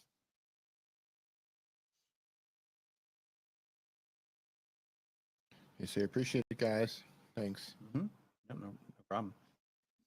And also, just as a quick reminder, for those of you that are using the new creator app, just in case you came into the stream late, I have it pinned at the top of the screen. So if you don't, or at the top of the chat. So if you don't know what I'm talking about, new creator is the app that I made for content creators. Got content calendar in there to help you plan your content. You can track monetization status if you're trying to get monetized. You can get an endless amount of video ideas in here. You can store and organize all of your content ideas. It's got a glossary in there. So if you're new, it gets you up to speed on the language, you know, of being a content creator, camera terminology, lighting terminology, audio terminology, monetization terminology, analytics terminology, all of it. It's got a thumbnail tester that actually looks at your thumbnails and gives you feedback, and you can download a full report to your camera roll, light mode, dark mode, all of that stuff. But I'm rolling out, you should have it in the next 48 to 72 hours if you're already a user, but I'm rolling out a feature also that also helps you make titles for your videos, and it breaks them down into different categories based on, you know, the type of title that you're trying to make. So super cool in that regard. But if you are already a user, then keep an eye out for that. Should be hitting in 48 to 72 hours as soon as it gets approved by Apple. Or I'm going to push it actually in the morning, and then as soon as it gets approved by Apple from there. And then if you're not using this yet, hop on board, go to newcreator.app. You'll find out more, or you can just go to the App Store and you can look for New Creator. And then you might have to go through a few because it's new, right? So it's not, you know, it's not hitting the top of the search there yet, but just look for New Creator, this right here, and then it should pop up in there somewhere for you. But make sure you check that out. It helps you in a bunch of ways in terms of manage your channel on the go or just in general. So make sure you check it out. And I love how that's got the little dude floating on the oh yeah, the little space guy. Yeah. I went with the space theme with it, and I thought the you know, space theme was just fun. So I was like, yeah, it's, you know, just kind of roll with that. You can never go wrong with the space theme. Yeah, it's just kind of a win. You get to do all kinds of fun, like themish stuff. Like for example, on the title thing, like the first thing when you submit the new title is it says like sending to space, right? That's like step 1, right? It's sending it out into space. So I mean, it's not really sending it into space. Signal, transmitting signal. Yeah, but like the you know, like it has all those little like themey type things in there to make it you know, kind of fun. Yeah. But yeah, if you're a YouTuber, you should check out New Creator app. You can also see it right here in the very front of the screen right here. All right, so let's see here. So now, so we just, oh no, we've got a couple more. I thought we were out of questions, but we actually have a couple more that just came in. Perfect. So Maz Artistry, they upload when they have time. The type and of we have about 10 minutes left in this superhero and villain content with video. down to earth and slightly unfiltered commentary for PG-13. And the question is, I want to know, is there a way to grow subscribers a bit faster? Of course, it takes a lot of time, no matter the method anyways, without a consistent schedule. Because the schedule I don't have, and I make videos whenever I feel like it, how do I grow faster? Right now, if you make videos whenever you feel like it, then in that case, I wouldn't necessarily be focused super hard on growing faster versus like, okay, if I'm making videos just when I feel like it, then in that case, I'm putting that into it. So if I'm not getting the growth that I want out of it, then there's probably something I need to change there in terms of that particular side. But doing it the way that you do it, the only way through that, in terms of I'm just going to keep doing it the way that I'm currently doing it, but I want it to grow faster, it's all going to come down to the content decisions that you're making. So one of the things you hear us talking about a lot here is making the topics that are broad in nature to where they're going to apply to the largest amount of people that are interested in your particular topics, making sure that your thumbnails are easy to recognize for the people that are interested in your topic to help them identify that your content's about something they care about, compelling titles, you know, that are attached to that and they work together well with the title. Using your title and thumbnail to create a good expectation for the viewer, or to create an expectation for the viewer, so that once they enter the video, that they have some type of expectation. And then when the video starts, you meet them with that expectation, whatever it happens to be. It's not always talking, you know, hey, we're doing this, you know, it could be, you know, something else. And then from there, just learning how to make content that the people who watch your type of content respond well to.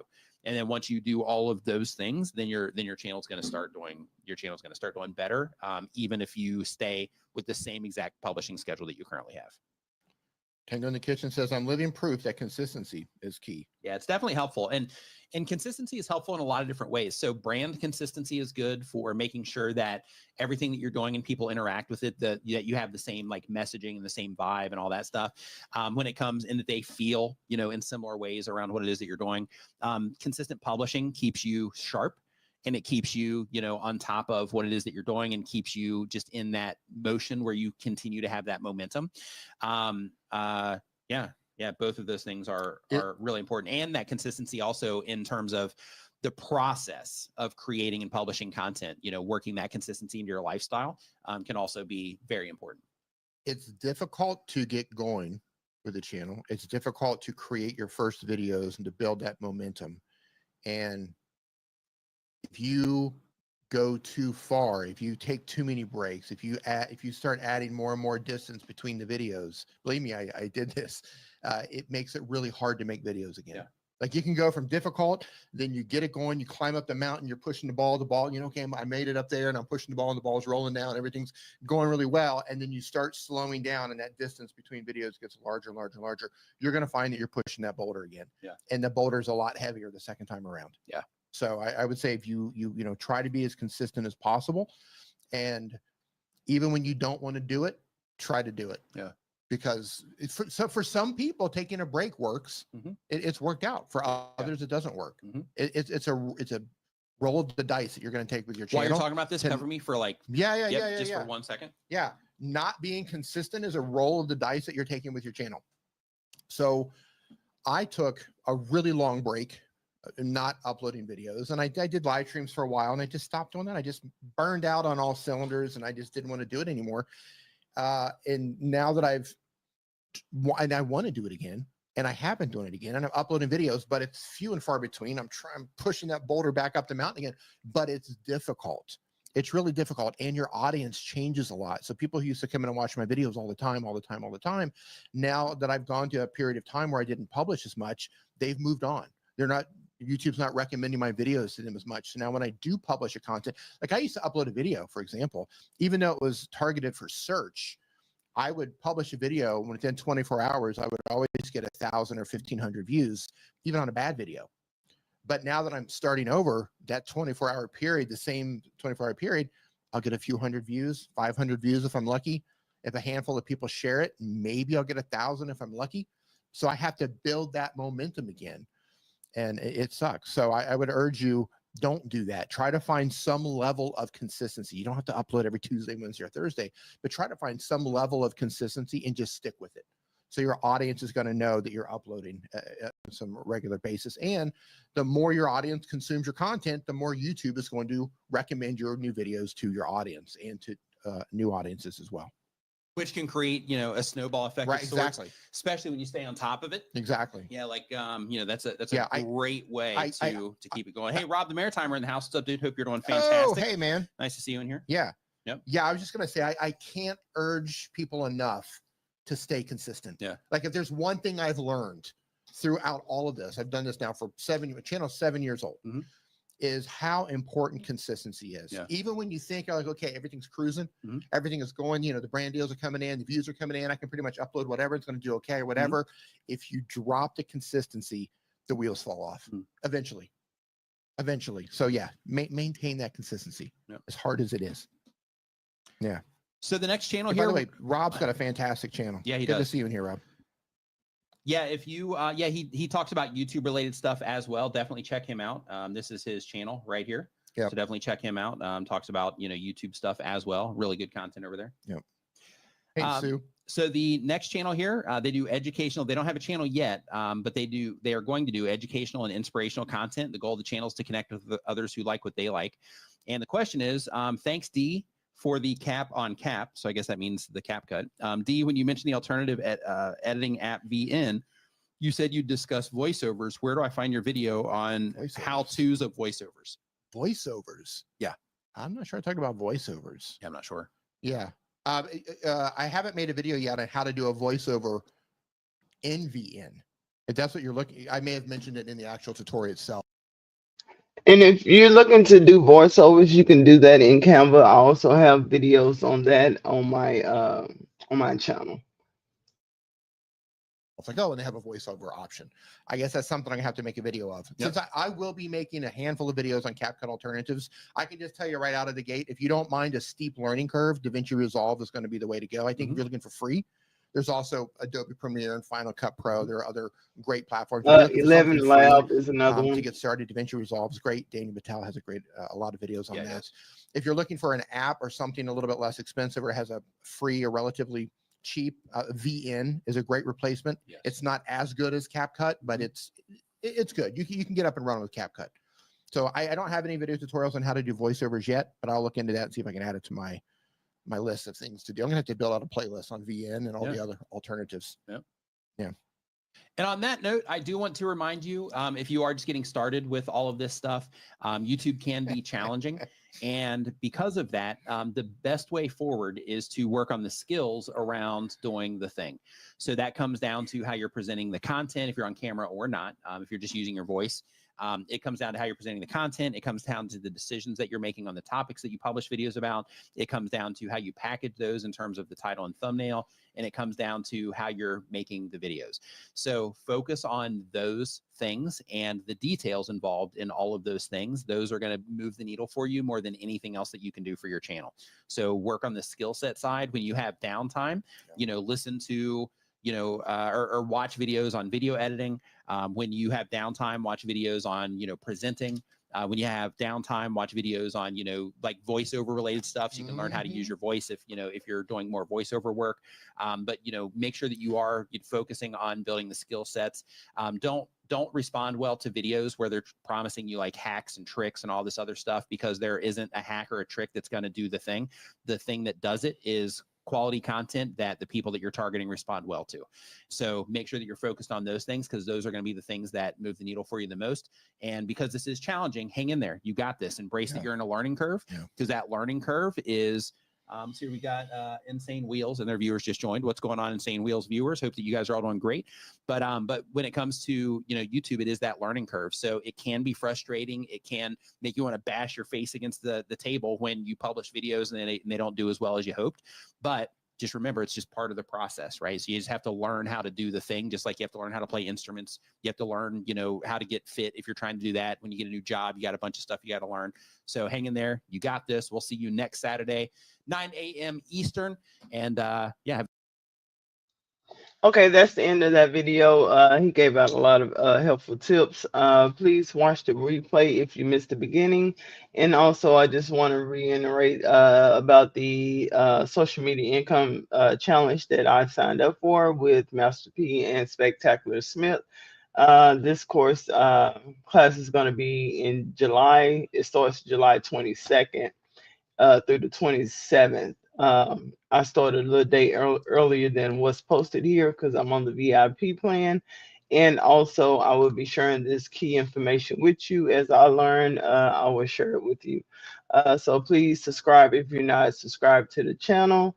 They have a lot of celebrities that have participated into this, and they have gotten success. So just stay tuned, turn on your notifications, and make sure that you select all. And I have videos on my channel that will give you walk you through tutorials on how to do certain things within YouTube or any other app as a new content creator. I also help people get started. If you have any questions, please reach out to me on IG. Is me 2 times elevate me to you, and I'll see y'all in the next one. I should be going live soon about doing shorts, creating shorts from your long form videos that you have, and also SEO, trying to rank for on the first page within YouTube. Okay, well, y'all have a great day, and thank y'all for coming. Now play AI tools got me glowing every day. Faceless grind, I'm paving my lane. Me 2 times, yeah, we changing the game. Elevate me to you, vibe is brand new. Built it from scratch, now we teaching you. Hit that sub, let the vision come true. This ain't just content, it's what we do. Started with nothing but dreams and a screen, now I automate flows. Keep the process clean, no need to be seen, just heard and felt. With AI by my side, every goal gets dealt. ChatGPT writes Canva designs. CapCut cuts, now the visuals shine. Faceless creator with a plan so clear, helping new voices elevate all year. Me on the rise, press record, now play. AI tools got me glowing every day.